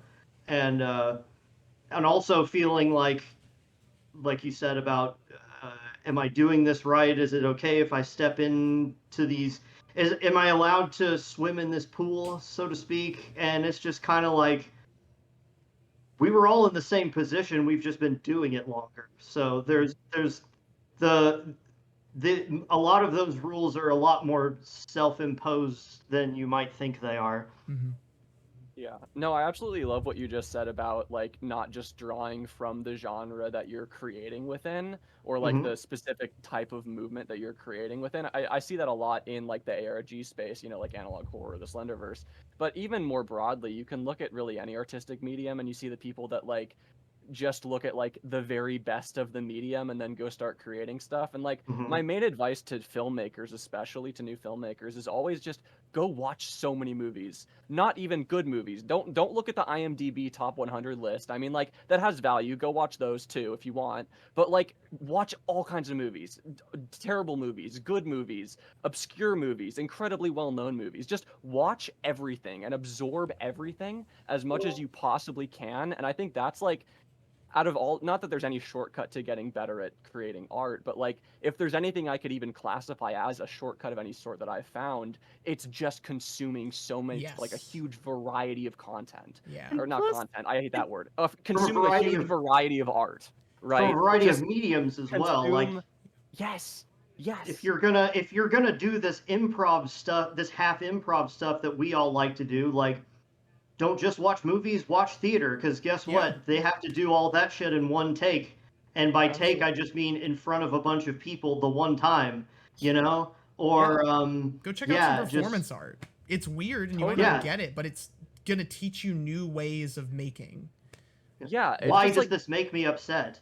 Yeah. Just like don't get locked into like what other people have already made, right? Like I'm always reminded, I don't know why this specific like one random Reddit comment has stuck in my mind for like 5 years at this point, is about the Star Wars sequel trilogy. And someone said that like their problem with it was that it wasn't like looking at Star Wars through any particular lens. Like, you know, it wasn't looking at it through like the lens of a Western or the lens of like a fantasy story. It was looking at Star Wars through the lens of Star Wars, like forcing itself through its own lens. Which, not to get on a conversation about the sequel trilogy, that's not what we're here for. But like, I found that comment really interesting, and that's really stuck with me as like looking at more like Hollywood reboots, or even looking at the ARG space and looking at how people sort of just are doing like the Slenderverse stuff or the analog horror stuff. And it's like, not to put those creators down, but they are just like looking at analog horror through analog horror's lens, or looking at the Slenderman through Slenderman's lens, instead of, you know, looking at Slenderman as like, what does this mean to me, right? And a big part of actually the narrative in the documentary is sort of Slenderman, to me, what I projected onto Slenderman was as Slenderman, which is in one sense looking at Slenderman through Slenderman's lens, but like it's I guess meta step back, right? Where like Slenderman is representing what Slenderman represents to other people in this weird way, and sort of not to get into all that right now, thematically how the documentary works, but you know, each episode Slenderman kind of takes a different thematic position as to like this version of Slenderman as we're seeing him in this episode is like a way that Slenderman is viewed by the community. I also think that spite is the best motivator, even spite against the self. If you are ruthlessly self-critical and thinking, "Oh, my series, this and that," well, what if yourself is a big fat liar? Why don't you prove yourself wrong? Why don't you just go ahead and try it? Do it, Hell pussy. yeah. Do it. Oh my god. Hell yeah. Oh, someone in the chat also said watch non-English / foreign media. That was Yeah, good. Go do yourself a Yeah. favor. Huge Read the one. manifestos of Central and South American filmmakers. You'll see there's some wild shit in there, and then just go watch all the films. Watch all the weird Watch cinema verite every from the film. 70s. Yeah. Plus the Gavras will knock your socks off. No, I'm so excited to be done with this docu-series because I'll have like the mental capacity to actually watch movies again. And like I was on such a good like streak of watching like so many weird, obscure like old horror movies, and then I like completely dropped off because I have like no motivation to watch anything right now. God, So, like, Alex, the let me reason know how movies are because it's been ages. I have no idea how movies are. Are they good? Well, Are they Alex, still good? Any good ones? I haven't Remember watched you any got one recently. from me and in my Google Drive link. Don't forget about that one. I am going to watch it and probably send you multiple paragraphs of my thoughts. Please do. I feel like well, I guess, oh no, I think we talked about it after we signed off. My Yes. favorite horror movie of all time is a movie from 1987 called Anguish. And I feel like anybody who's watching this, will probably go bananas over that movie. It's kind of like, I don't even know if it's available streaming anywhere. Like I had to track it down, and it's sort of like, it's not super obscure, but it's not super like main, it's not very available right now, but You gotta hook us up with that. oh yeah, I will.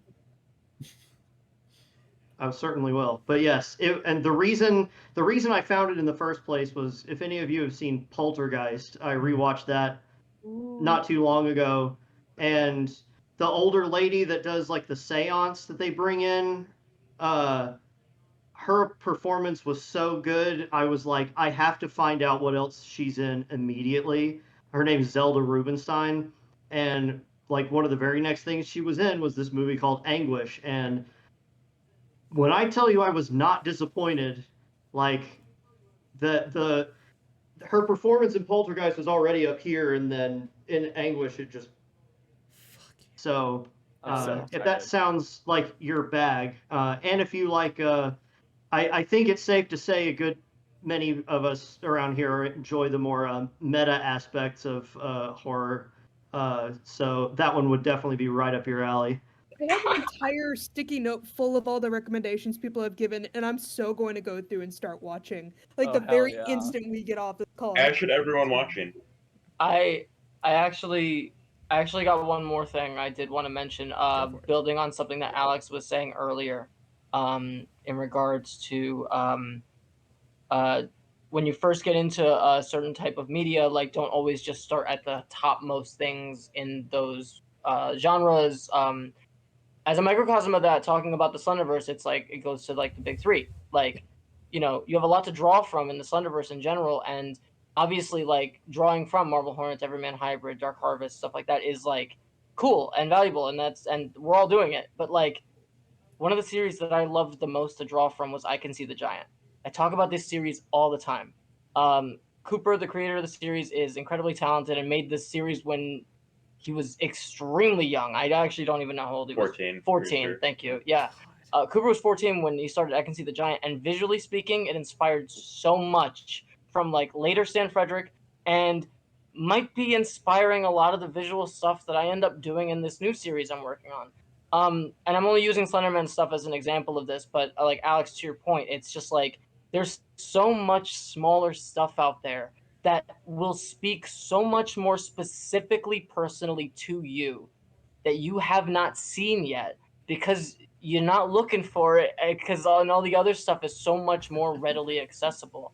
Like, there's stuff to go digging for. You will find stuff that will speak more to you to draw from and will make better art because of it. Yeah. So yeah, watch I Can See the Giant is the point. Sorry, just wanted to make sure. I Can See the Giant. You No. tried Also, to, don't be like, one of those wrote- people that. Oh, sorry.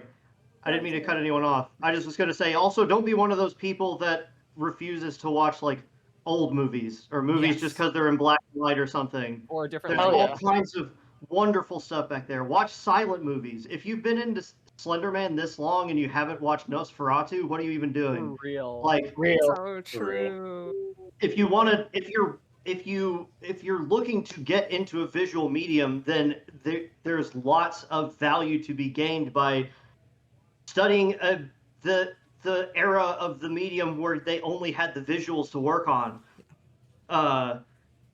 And you never know what you'll find. There's all kinds of great stuff out there. Delete all yes, of your Hunter other Keaton. streaming services and get the Criterion channel is what Tim is trying to say. And Tubi. Tubi's And cool. Tubi, that's right. The Tubi's whole so yeah, good. the only two streaming services that matter. We'll Tubi permit and the you to Criterion drop channel. out. And I have the WWE network, but you don't have to do that. Sorry, the Holy Trinity. I apologize. The Holy Trinity. That's the No, real you're big right. three. Fuck Speaking dropout, of old series WWE. that are like so incredible and underrated, Caught Not Sleeping is fantastic, It's a and good people one. Yes. sleep on Yeah. that so hard. Yes. Caught Not Sleeping creators, if you are there and listening, I'm eagerly it. watching whatever you come up with next. Please, Oh yeah. it's so good. Oh, So I good. miss it so When we much. did Slender for Gender last year, we weren't expecting what we had Caught Not Sleeping as one of the contestants in one of the rounds, and they made a lot of money in their round. Like a lot of people. The Caught Not Sleeping people, like the fans of that, Caught Not like Sleeping woke Hive. the hell up when that happened, and it was Good, incredible. as it deserves, as it deserves. Yeah. It's Nobody's so iconic. sleeping on Caught Not. Yeah, y'all be sleeping on Caught Not. God damn it. Don't be sleeping on Caught Not Sleeping. The, Go uh, watch it. Oh, my mic was off. Okay. That fan Hi, base Marissa. is big as Everyman Hybrid for sure. Yeah. Like the Caught Not Sleeping fan base was like sprawling. They were like deeply interactive. It was like a huge fucking deal while it was happening. And they were so dormant, like after the fact, when the series kind of stopped updating, and EMH's stuff kind of remained consistent in that sense. And then when I did Slender for Gender, and I saw how much of those people were just dormant and chilling and waiting for something like this, I was like, this is incredible. This is a whole section of the Slenderverse of the fandom rather, that I was never even aware of as feverishly. And I saw it and I was just like, this is awesome. This is so great. I have no idea even how much Caught Not Sleeping ended up raising for Slender for Gender, but it was like, it blew my mind.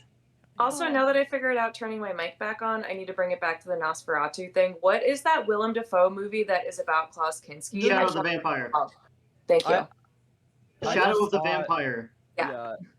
Also yeah. unrelated, but you got me thinking about the trailer for the new Nosferatu by I Reynolds, watched Right. that and I am eagerly anticipating that one. Who is excited for Longlegs and who is getting Yes. Slenderman vibes from Longlegs? I am so excited for Longlegs and for what is it, Cuckoo with Hunter Schafer. So excited for those two. Mhm. No, We're we're gonna have a eating good really- this We're gonna horror have a season. really Ever good. mentioned Ginger Snaps in the chat? That's Place Hell. Oh, But yeah, Ginger Snaps is so I good. love that movie. It's a Oh, good yeah. movie.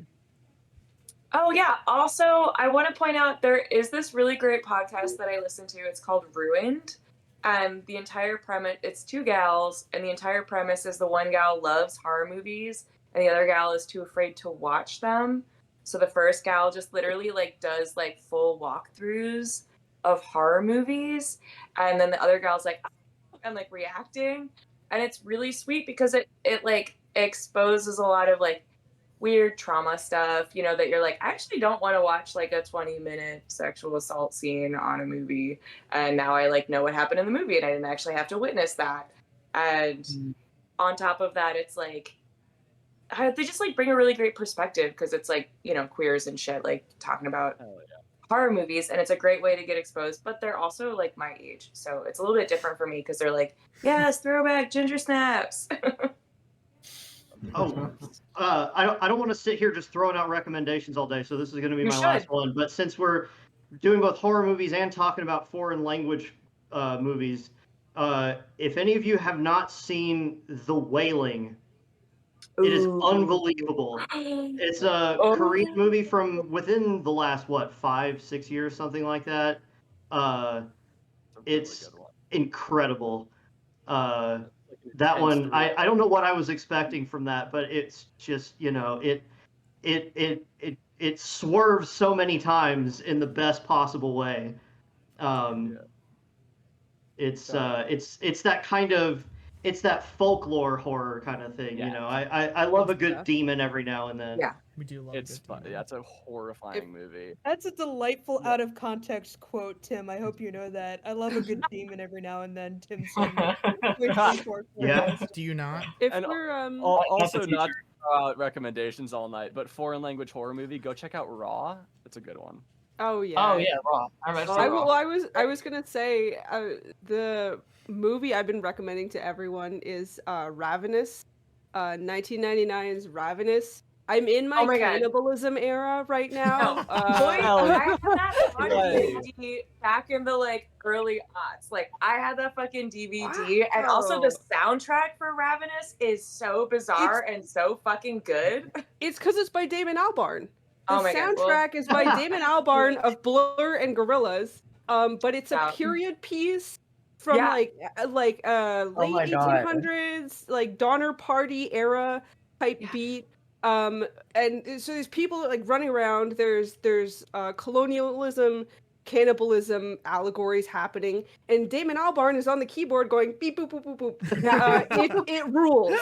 It rules. There's that one sequence when they're going through all of the different people that live in the fort, and then there's that one blonde guy where they're you don't want to fuck with him, and it's just him butt naked in the stream going. Yeah, it's camp, but not. Recommended the Magnus Archives is so correct. Actually, I love the Magnus Archives. My mom started listening to it and texted me. Not texted, I'm pretty sure she said, I recall, recently I've started listening to 7 of the Magnuses today. No, 6. And she just refers to it purely as the Magnus, which destroys me every time. Theo, I need to get your recommendations. Get back to the question. For Theo, creators. give us your I have been eagerly awaiting them so much. Recommendations. I mean, everyone's said some variation of what I believe. I think with young creators specifically, please do not be hard on yourself when something that you're making doesn't look like something that someone with 15 years of visual effects experience, for example, has put out. Don't compare yourself to that. You are starting, you are blooming, and the comparisons don't help. I think oh god, I lost my train of thought. That's honestly the biggest thing. Sound is super important. Yes. Sound is everything. Get a good mic. Audio nerds rise up. Yes. Sound gain and mic drop. You can have a crappy looking movie with good sound, but a really good movie with bad sound just immediately takes you out of it. Yeah. And also I think taking reverse engineering your favorite moments from different pieces of media that you're consuming, and tinkering with that is just a great way to start out, and a great exercise to continue doing. I love, just for the hell of it, just taking a scene that I like and trying to recreate it in a specific format, or just as an exercise and how to flex those muscles. And I think honestly, when you know how, that's how you learn the basics, and that's how you can grow from there and experiment from there once you have that path laid out. Yeah, I think once you have a sense of the field enough to be and these are the people whose whose skill set I want to like learn from, it's a classic tool in I think almost any art learning practice to be like do an emulation. You know, like I can't tell you how many emulated poems of like Amelia Phillips and Kaveh Akbar that I've done, just because I think the way that those two poets handle their work is just Kaveh Akbar's work is so good. please. I met him once during like a workshop, and it's so good. Fuck. So this is kind of like a circular. This is like a circular moment because I know that a lot of people were saying like, do it different, do your own thing, like bring your own voice and shit. But I do want to say like, don't be afraid to like stand on the shoulders of the other things that you super fucking love, and like, don't be afraid to like emulate the things that you love, because especially if you're bringing multiple flavors, if you're kind of doing this like remix DJ style of the things that you love, it is gonna be different. And don't feel afraid to like rip shit off. You know, like go ahead and rip shit off and just like rip off like 10 different fucking things, because that remix is automatically gonna be different. And like do it because you love it and lean into it. It's you. It's you bringing Yeah. you to work. If it's something you're truly interested in, something you're drawing from, and it's going to be different than the thing you're drawing from. It's And your like, version of it. the whole history of narrative is just like people riffing on each other. So like if you are riffing but you are bringing like a strong enough like flavor of joy and excitement of like what you love about it, then you're going to be featuring a different, like you're going to be like highlighting a different aspect of it than what it actually is. So like fucking just do it. That's great. Like if you're loving it, fucking go for it. Yeah, you're trying to find your voice, but the key word there is find. You're not going to have it right off the bat. And so, yeah, that's like you said, stand on the shoulders of those who came before, and you know, you copy enough that every time you do it, you copy just a little bit less, and then you copy this thing, and you're like, well, this part I actually don't like. What if I tweaked it a little bit more? And then the next thing you know, it's like can barely even recognize it from where you started. And you know, and yeah, like you said, as you find you rip off from everywhere, you find inspiration everywhere. Marble Hornet season 2, we had the hotel at the beginning, at the end. Why do we have the framing device like that? Because Breaking Bad just did that like the year before. You know, like the you know you show the ending first and then you work your way back to it. You know, it was just like I mean we didn't copy, like we didn't have like a plane exploding in Marble Hornets, so we didn't copy that much, but it was just sort of like borrowing that basic framework idea and sort of like finding a different way to apply that, you know? It's learning to break down the things you like into their absolute smallest component parts to figure out what it is about them that makes them work and what inspires you, so that you can like it's emulation, but it's also, at least for me, like a breaking down and reassembling to sort of figure out why those pieces fit together the way that they do and why they work for you. And That's why you there's won't I find love out this. until you're like trying. Like you have to Totally. you have to like fuck up. You know, what was it, like Adventure Time, when like Jake the dog is like sucking at something is the first step at being really good at something. Yeah, love Like that. you have to go, like learning sucks. Learning is hard. It sucks. Yeah. So like you just have to. No, Oh, I and love honestly, your inspiration. failures are precious, because that is what helps you grow, and you factor that stuff into your work. You always end up doing that. Yeah. In some way. Absolutely. Yeah. Failure is progress, right? You can't learn unless you do something you weren't intending to do. There's failure is information.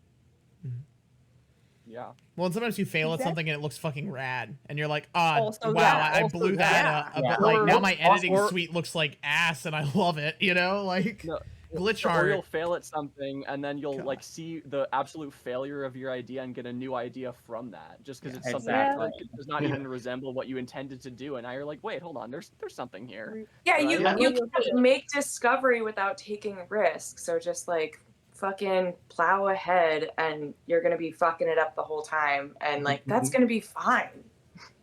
This might be the perfect time to circle back again to something that Alex had said a little earlier about you don't have to put all of your old work, you don't have to put everything that you ever work on online. You could also keep art for yourself and stuff like that. I have found an odd middle ground with that, and it's something that I really enjoy doing, and I would recommend it to anybody that feels unsure about some of their work, but also doesn't want to feel like their unfinished work doesn't go to waste. I have whole sections of some of my YouTube spaces that I call unfinished projects, where I will have been unable to finish a project because of hard drive issues or other little things that basically stop the project in its tracks. Maybe it was something too ambitious for the time being, something that I had to shelf, but I already started working on. Upload what you have, and upload yourself talking about what you wanted to do and what you were going for. I've found throughout the years that there's people that watch those videos from time to time and get inspired by the attempt. Not even the full finished product, but the attempt. It's really nice to, again, archive the tribulations too, the issues with making art in a space that facilitates more people to be inspired, to see that work and to draw from that. Yeah. So it's a suggestion. I've been doing it for years, and I've luckily been in a space where I've had to do it less and less because I've been finishing stuff. And also I've just been more frequently picking my projects more carefully. My notes apps, I think, are filled with thousands and thousands of ideas that I'm waiting to work on and things like that. It's about picking those battles too. But the stuff that I do work on that I don't finish, and I have no way of finishing it, don't let it evaporate. If you put it somewhere. See what other people can get out of the attempt. It's so funny because we're like giving opposite advice in this, because we're also saying make sure that you keep things for you. You don't have to show everyone everything and everything. But so I think that more of the takeaway is if you're feeling stuck and you're maybe doing this mode or that mode, fucking shake it up. Yeah. If you're holding on to stuff and you're holding it precious, yes, and you're feeling stuck in that, then maybe pivot over to exposing works in progress. If you're showing works in progress and you're not getting the right feedback, or you're feeling overexposed, or if you're feeling you're stretched too thin, then pivot to the other option. Just fucking shake comfort it zone up. thing. Whichever one you've become more invested in, or more comfortable in, maybe it wouldn't hurt to try the other thing. Exposing your work more or less depending on what you've been doing. You may get inspired from that choice. This stream is going to be such a gold mine to rewatch in later years, and go back for creative inspiration and so on. So I'm really happy about that. Yeah, I can't wait to count how many times it's help grandma. Help grandma, hashtag help grandma, get it trending on trending. Yeah. No more grandma. do it. No more grandma. Hey, if it helps, Val, I'm getting you pretty posted- close. posted in the I'm creators group, 35, so I'm not too far behind you. You will always still be 5 years behind me. It's true.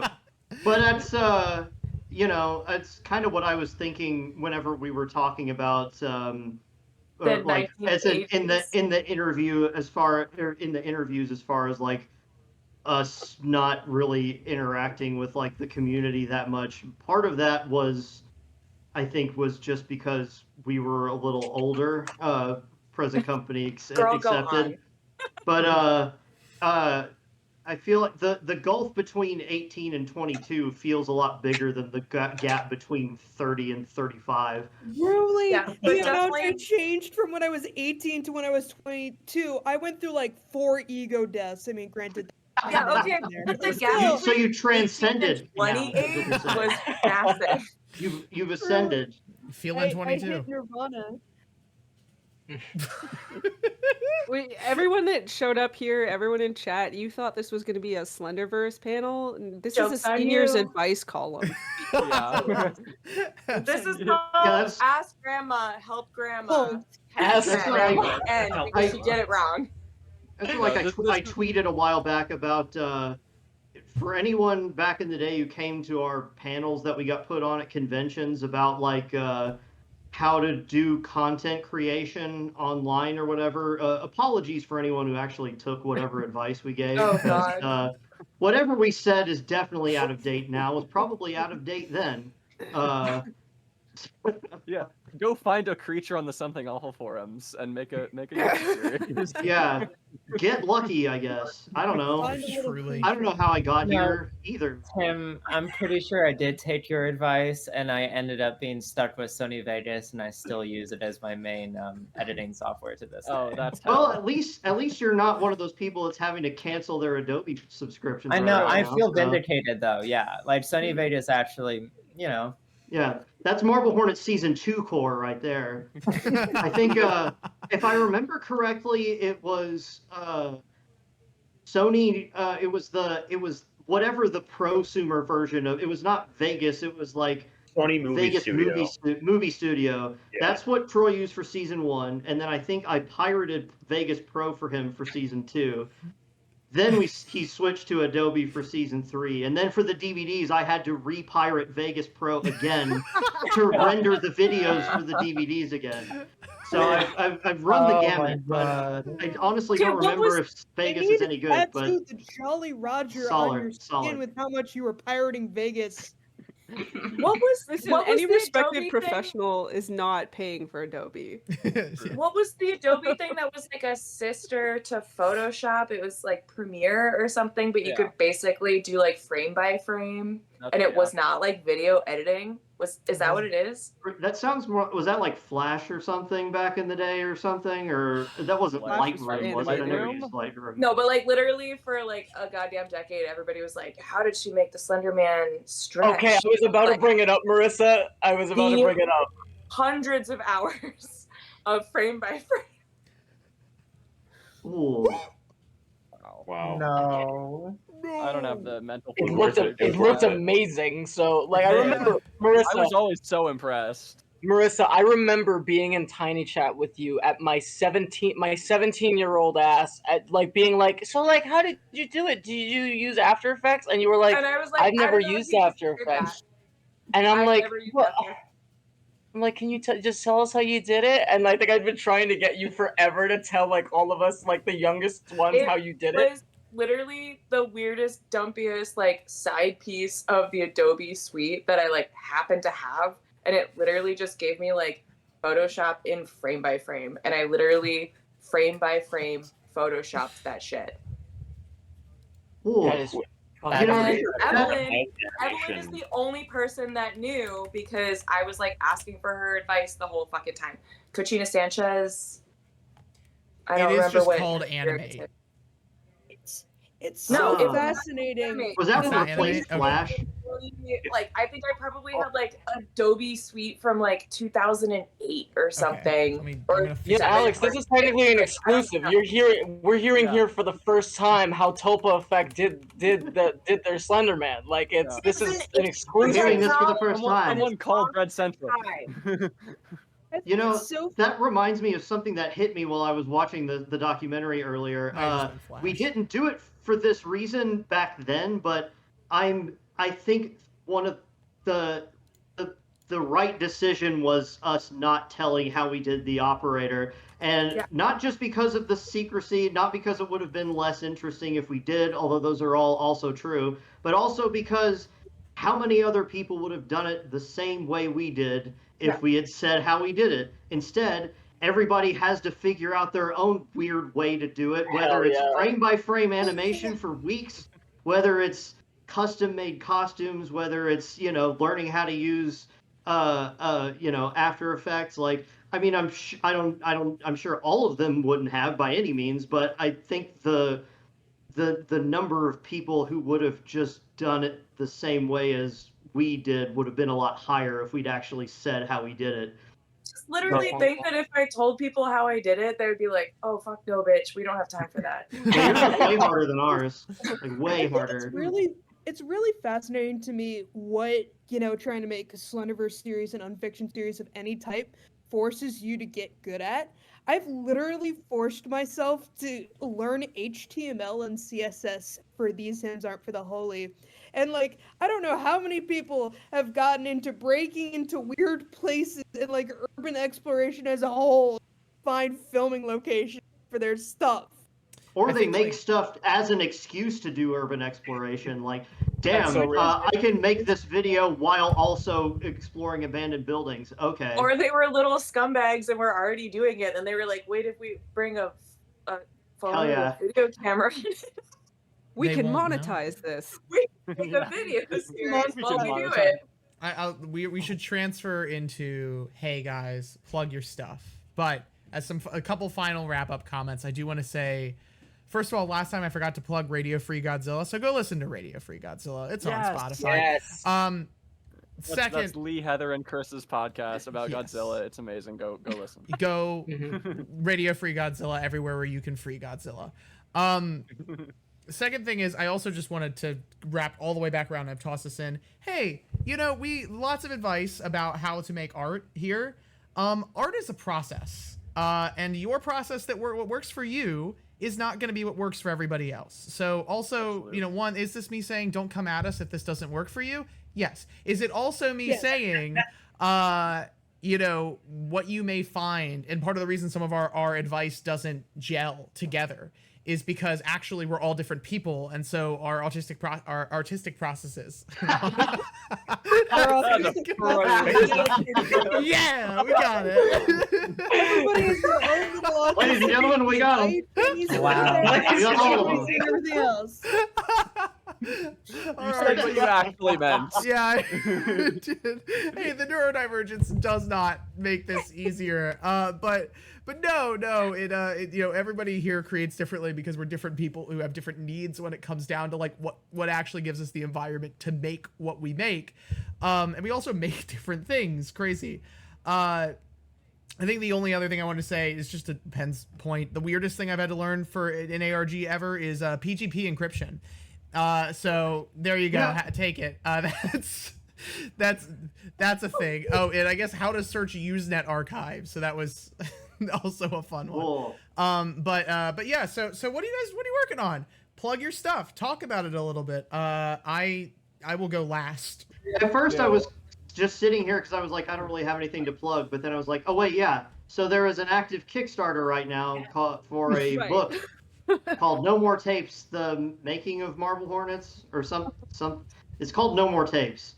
How was No More Tapes not in the documentary? Because that was such a huge. Oh yeah, No More Blogs. Wasn't No More Blogs ripping from No More Blogs? Was a riff off of No More Tapes. Alex, blind spot. We got you. I'm blaming you. Yeah, the docu-series is ruined now because of this one piece of lore that I missed. Episode 4. My No More biggest Tapes. failure as a documentarian. Yeah, I actually did one of the interviews with Tony Vacation, the guy who's writing the book, like not right before this, but earlier today. So it should be pretty interesting. We're unlocking memories I didn't even realize were still living in here. So I think it's shaping up to be pretty interesting so far. Hell yeah. Also, I'm plugging the 1986 film Anguish by dropping a Google Drive link into the chat here, if it'll let me. Oh no, wait, I'm not logged in. No, Tim, it Tim, won't let just me drop tweet links it, into just the chat. I tried to do it earlier because my series updated during the intermission of the stream, and it wouldn't let me send the link in the chat. I got so mad. You can change that in the settings. I think you Yes. used to be able to. Anyway. I might be able to us with that. I do also want to say my understanding is that if you hit the highest tier on No More Tapes, we do finally get the the Invader Zim fanfic, and This is Troy's Invader Zim fanfic. Cause from grade 8. Yes, I've heard tale of this from your podcasting days. I don't know. I like it lives in my brain with Thackelbees, and I'm like, all right, cool, yeah, that's. It's crazy that this is actually happening. We're getting into the deep cut hours now, but yeah, that's my only plug. So I'll shut up and step out of the way now. In fact, I'm leaning way back, so I'm smaller. Hell yeah, go donate to No More Tape. Go fund that shit. It's gonna be incredible. I can plug some. So I'm still doing the Marble Hornets comics. I am currently working on the final issue. There are 5 issues already existing. You can go read them online and in print. Rampo.io. I also have like a link. If you find me on social media, it's really just on there. I just wanted to I just spaced out. Reiterate what Tim said. Also, in addition to the highest tier with the fanfic, there is also a proposed mini-series in video format that I believe Joseph Delage and Troy Wagner are working on. If that hits 100K, so plug that stuff. Get your grandma to back it. Get your grandma. Help your grandma tonight. Help your grandma to donate to No More Tape. So personally, I am going to send the links in the chat of the little group chat we're doing this in, and then they'll probably send it. But like, these hymns aren't for the holy. Operates off of an in-character archive of our own account, which will be sent in the chat directly. And I also work on Recollect Records of the Other Side, the most recent season of it. Thank you very much for letting me on the stream. I'm so happy to talk with y'all. This was an amazing experience. Awesome, so good. I'm working on, what am I working on? I'm working on a new Slenderman series. I'm about 2 arcs into writing it, and I'm already started shooting a bunch of it. I don't want to say much about the details of it, but it involves a main character named Carmen, and she's played by me. And I literally don't know what else I could say about it, but it's a personal story that I'm trying to do 3 arcs for. I'm working out all the details of it now, and I'm hoping to get the first video for it out within the next month or 2. So that'll be kicking off. I'm also working on a graphic novel project on the side. It's based on this thing that I created when I was in high school, and then did short films for in college. Canceled, stopped working on it for a few years, and then in the past year I revisited it, and I found a really personal connection with it and a new angle for it that really spoke to me. And I started work on this graphic novel. I think I'm about 11 or 12 pages in out of 22 for the first issue. I'm probably going to release that first issue for free and then try to crowdfund the other 14 I have planned. No idea how that's going to go, but it's personal. I'm excited for it. So. Also, what the hell? You did not plug that like you're going to have some crossovers? No, never. I don't do crossovers. What are you talking about? Yeah, never. Val hates crossovers. Yeah, I don't like crossovers. Val's whole platform is me. Val's never done a crossover in her life. I don't like crossovers. No more crossovers. No more crossovers. No more crossover. I think you're thinking about Markiplier, who's really into crossovers. That's why he was here tonight. That's right. I'm going to be gotta do crossovers. the next part of PJ Artana's series, Connor Evans. You could do one that's about crossovers where there are actually no crossovers, and every time it looks like one, it's actually clones. Also, so anytime anyone, yeah, make a Slenderman series. Crossover map does not include my 2 crossovers in my series, so like, fuck your map. Yeah, so yeah, it would be anytime one series crosses over with another one, that means that the cast has been cloned another time. So yeah, some of those casts, there's like tons of those people running around. Something dimensional bleeding. Something that was part of old Arkan mythos lore that was decanonized. What now? Like, did someone already do that? Like, super Yes. old, super obscure, the Arkan mythos, which God, the spread out of Arkan the Fear mythos. mythos. It's Remember insane. that. Oh, People saying the words old and obscure. My God, you like said it 7 about years ago. Poltergeist. Like, what the fuck? I The didn't say Arkan that myth- about Poltergeist. the old obscure I Arkan probably mythos said from that less about than a Poltergeist decade because I'm ago. 22 years old. Internet time is like 4 years, Yeah, and then no. it's like old. So Y'all heard of this old obscure movie called Citizen Kane? It's like really underground. this hidden gem called Pulp Fiction. Do you guys- Old obscure hashtag help grandma. No more grandmas 2024. Hashtag no More more grandmas 2024. Yeah.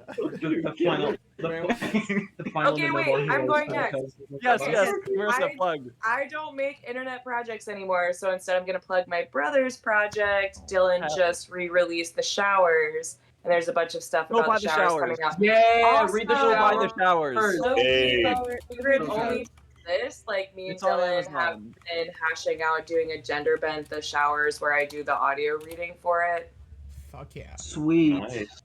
That's a fucking Read the- thing. It's gonna be a lot to navigate. Yes, yes, yes. Read Hold the on. showers and watch Twigs.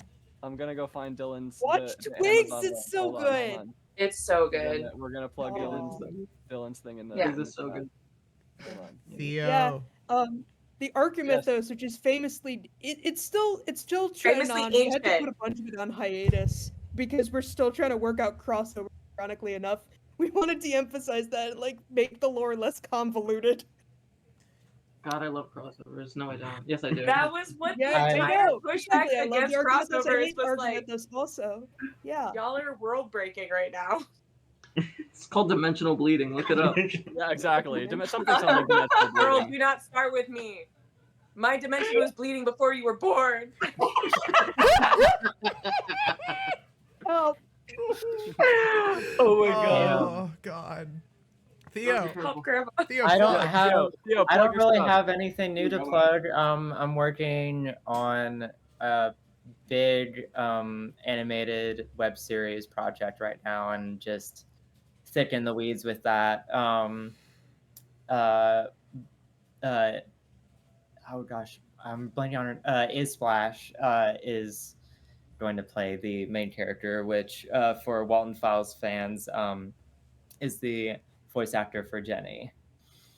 So I'm really excited to work with her, and we also have some other like exciting cast members that I can't tell you about yet, but it's going to be a big project. No idea. I guess I'll send out the YouTube channel that it will drop from. That would be perfect. When stuff actually starts rolling. But I just also I'm not in my rollout phase. I also just want to say, like, I cannot stress enough how cool what you're working on is, and this is not unbiased on my part. All right, like, there are scripts that I have read. There is a table read. All right, that's all I'm gonna say. You're not getting anything else out of me, audience. But no, like, seriously, sorry, Alex. It's the coolest thing I've ever had my hands on ever. Don't be sorry, fangirl out. Do it. And oh god, it's there were times reading the script that I was literally gasping. So, like, seriously, get ready for that. It's going to be incredible. Super Alex, pumped. do your plugs. Oh, I get to Yeah. plug things. You do. Well, I don't have anything to actively send you to right now besides the documentary. Because you already know it. I just released 3 documentaries, so I don't have anything to be like, go watch this now. Besides, go watch the documentaries if you haven't. What are you doing? Like, why are you here? Anyway, but what I'm working on is I am working on a narrative feature film, which I will currently describe as Life is Strange plus we're all going to the World's Fair plus Marble Hornets, and I will elaborate no further. Ooh, that's gonna be And I'm also about working accurate. on. I'm also working on with Rain an ARG, but I will let Rain describe that if they wish. And I am working on, I guess I'll announce it now. I am working on a making of documentary about the documentary series about Slenderverse. We'll see how that comes together. Hopefully in the next couple months. And I'm already working on my next full-length documentary project as well, which will be shooting in the fall. And it's Slenderverse adjacent. but so much bigger. And you'll have to just wait and see what I mean by that. Send your guesses Alex, to take, Alex Hera. take a breath. Send your Jesus guesses. Christ. Send your guesses. Send your You guesses. just But dropped anyway, 3 movies and you got an MCU pipeline already. I just dropped 3 full movies, and I'm currently working on at least 3 more full movies, all shooting in the next 6 months. How Take much? a break. Get a massage. Go eat Chinese food. Will your In that order. documentary of In the that order. documentary include your therapy bill after having to talk to me for 5 hours while I was crying? I actually interview my therapist in the making of documentary. No, I'm kidding. Totally kidding. Trans Yes, power you're like, move. all these fucking people are telling me about traumas, and they just won't stop crying. Yeah, I'm talking to these people for 3.5 hours, and they just keep sobbing at me. Like, I just tell your therapist about the group poop thread. I left it out. I didn't want to do it. I couldn't do it. You should take a It's break from amazing. making documentaries. Definitely not making one right now. Now I don't know what you're talking about. yeah, I'm totally gonna take a break. As in, I'm gonna take the next 2 days off and then start working on pre-production on my feature film and the next documentary simultaneously. I'm gonna take a break, as in we're gonna stop recording this cut, and we're gonna go to the next scene, and that's like the rollover time. That's the break. I'm gonna take a break, as in I'm gonna go get a drink of water after the stream ends, and I'm gonna get back to work. Yeah, I'm gonna be getting a glass of wine and I'm gonna start watching stuff.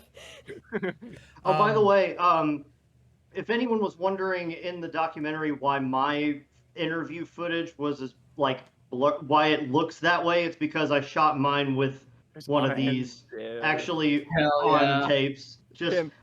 So I thought it would be a fun novelty thing to shoot that along with regular DSLR footage so that Alex could choose. And then I went back to look at it, and pretty much all of it was just out of focus enough that it was not usable. So not pretty much all of it was out of focus, just a hair. It was annoying. Wretched. But you have no idea how much I was like geeking out on the inside when I joined the call and you were like, I'm recording this on a handy cam, by the way. Like, you have no idea how happy that made me, and like how much fun it was to use that for the documentary as well. If only it had stayed in 4x3, but can't have everything. I just figured I it'd be a little understand you need to distracting. keep it consistent. It'd be a little distracting, yeah. Just a little critical notes, Yeah. So I guess this is okay. Things that I'm currently working on that would be relevant to anybody else. So me and the lovely moderator, Play Scholar, Leia, and a couple other people, Marie Spaceship Nolan. Yes, their middle name is actually Spaceship. I think that's pretty rad. And El Mazeros are, and recently we added another person to the team, are working on a year-long critical making project called Relic Punk Oddities. That is basically like, what if you made a ARG about a lost TTRPG, queer TTRPG from the 90s and 80s that was made entirely in zines.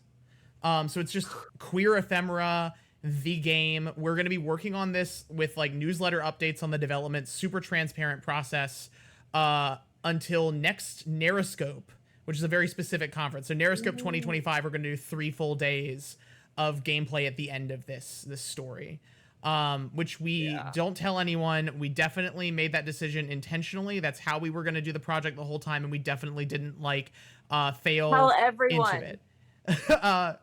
The making of that is going to be wild. I'm so excited to see it unfold. Me and Alex are working on a Slenderman ARG. I will tell you the title of it is Grimoire. You can draw whatever conclusions you would like from that. I like it. I think it might stay. We might change it. The world is called Grimoire. We are so back. Even if the back. game doesn't get called Grimoire. And I won't tell you that much. I can't tell you anything actually about what the story is about, although there is like a chunk of writing already done. What I will say is we wrote the first version of this as a prologue to the documentary. And we are now rewriting it as a hopefully about 30-day game. And then, that'll we'll see how it fits into things. Again, nothing's like settled, so I can't say that much. There will be a consecrated baseball bat. That's all you need to know. There will be plenty of cool things. I want to make a baseball bat that's like can hit Slenderman and make his brains go. So like that's what. Was it consecrated by Father Don? Finally killing yes, Father Don. This is reminding me of when Ghosts stole my knife when we were filming Recollect Fate Runners. Mika and I went down a haunted road and saw stuff we couldn't explain, and the prop that I used, which was a wooden knife that I'd consecrated, went missing afterwards. So I can only conclude that Ghost stole my fucking knife, and I'm still mad about it. That's just what happens when you film an ARG. Like, you just find weird shit. Like, when we were doing the documentary filming, when we were location scouting, we came across multiple abandoned, like, haunted houses where we went into them and felt a bad energy, and where it was unnaturally dark on the inside despite there being windows. We found, like, crashed cars from, like, the 1930s in an area where there should be no crashed cars for any reason because there was no road anywhere nearby. And we also found a real-life person dressed as the Predator wandering the woods. And that's just three of the numerous. So way less interesting than real-life Predator. Next time there's a Q&A, the chat needs to specifically ask, what is the weirdest shit that happened while you were making your thing, and what is the spookiest accidental Slenderman sighting? Because I swear to God, everyone who's like made a series is like, oh fuck, that like bush and lamppost actually looks like the guy, and we didn't even mean to make it look like that, and there he the fuck is. Absolutely. There's the To The Ark video that's a bunch of TVs in the woods. Like, we literally just found a pile of TVs in the woods. And we were like, hey, that would be a really cool thing to use for a To The Ark video. What do you think? Fuck yeah. And so yeah, we like came back with our stuff and just shot that video like either that day or the next day, because it was really close to our apartments. We were all kind of living in the same like complex by then. In one of our go-to woods areas. So like that's I believe right next to those were where we would shoot like a bunch of like the Craig Digsby nature break videos. Oh I think Sarah gets abducted around that same, or not Sarah, Jessica gets abducted around that same area. If you squint, maybe you can recognize some of the same trees. But anyway, sometimes you'll get lucky and find big piles of TVs in the woods. I'm just going to assume Craig is like walking down the road somewhere where Jessica's getting abducted at the same time. He lives there. He lives there. Maybe Craig Digsby and the operator are related somehow. They have a similar aura. You've never seen them in the same room together. That's true. That is true.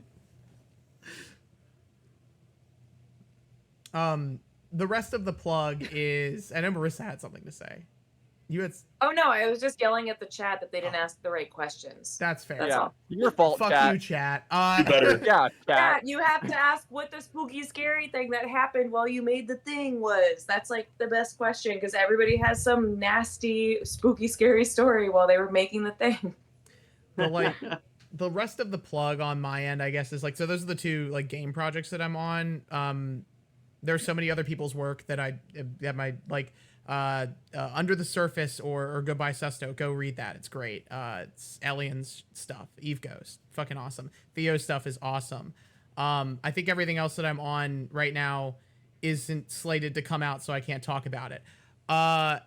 And yeah, I guess technically I have an academic article coming out. I don't know if anyone cares about that, but it's in the Cultural Studies Association's special issue on digital platforms and agency. I have an article coming out about This Is My Milwaukee and like all the weird stuff that happened about that. So yeah, that's most of it. There are other things, but like none of them are.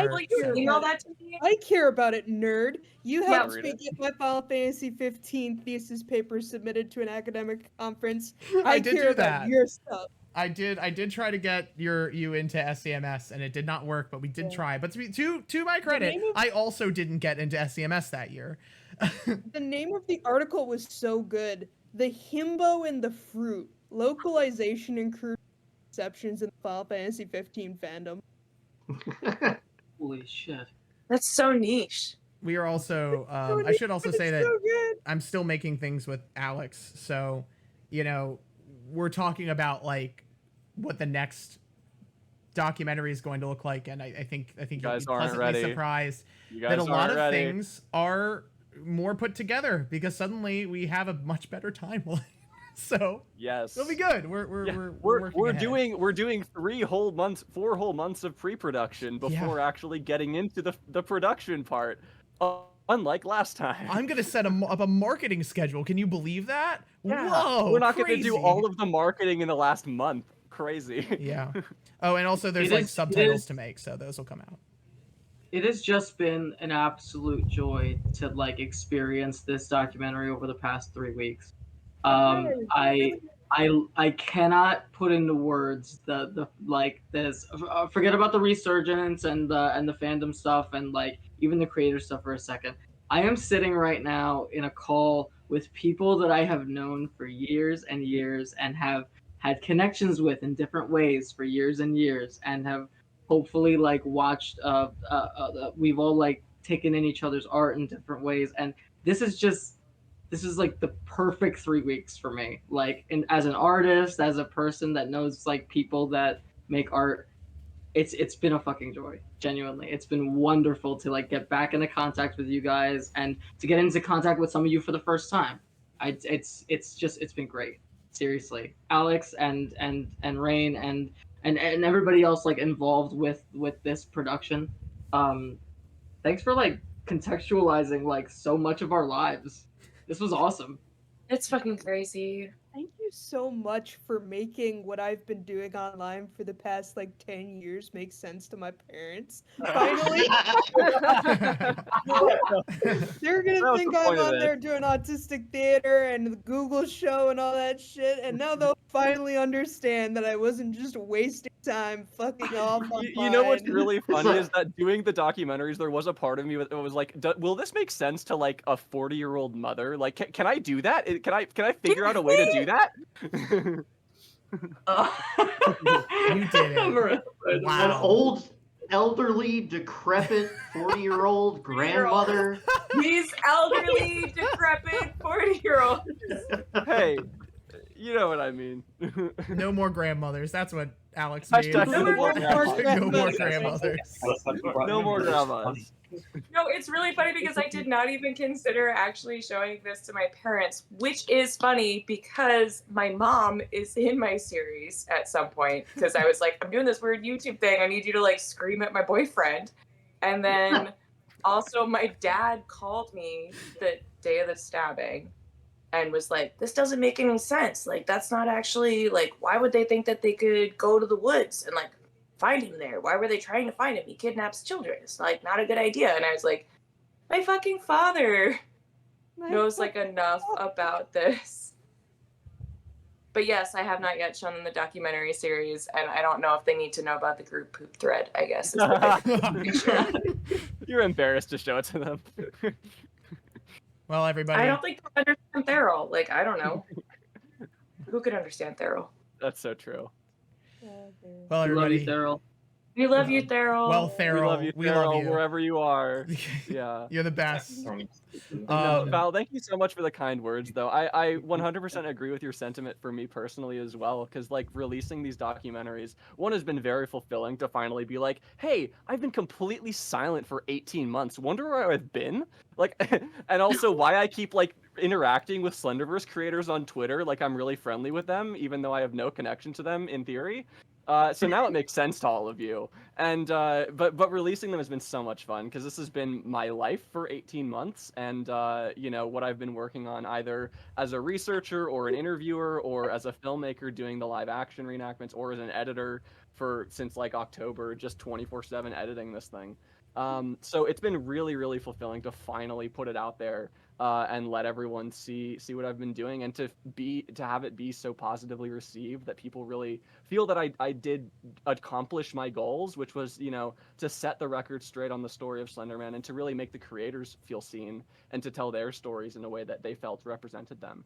So I'm really, really happy that I got to accomplish those goals. And then doing that out-of-game after shows afterwards and being able to, like, well, not only that, but I've had so many people that have come out of the woodwork to talk to me, like just on social media or in my emails, that were involved in the Slenderverse, telling me how much it meant to them that I'm doing the documentaries. And then also, yes, to do the out-of-game streams and to be in a call with so many people. Because, you know, doing the one-on-one interviews was already surreal as hell. But to be in a call with, like, you know, three nights now in a call with like people who were my inspirations or who are artists that I just really have admired for the last couple of years, to just be in a call with them and be able to talk to them, it's been really, really crazy. And so I really appreciate it.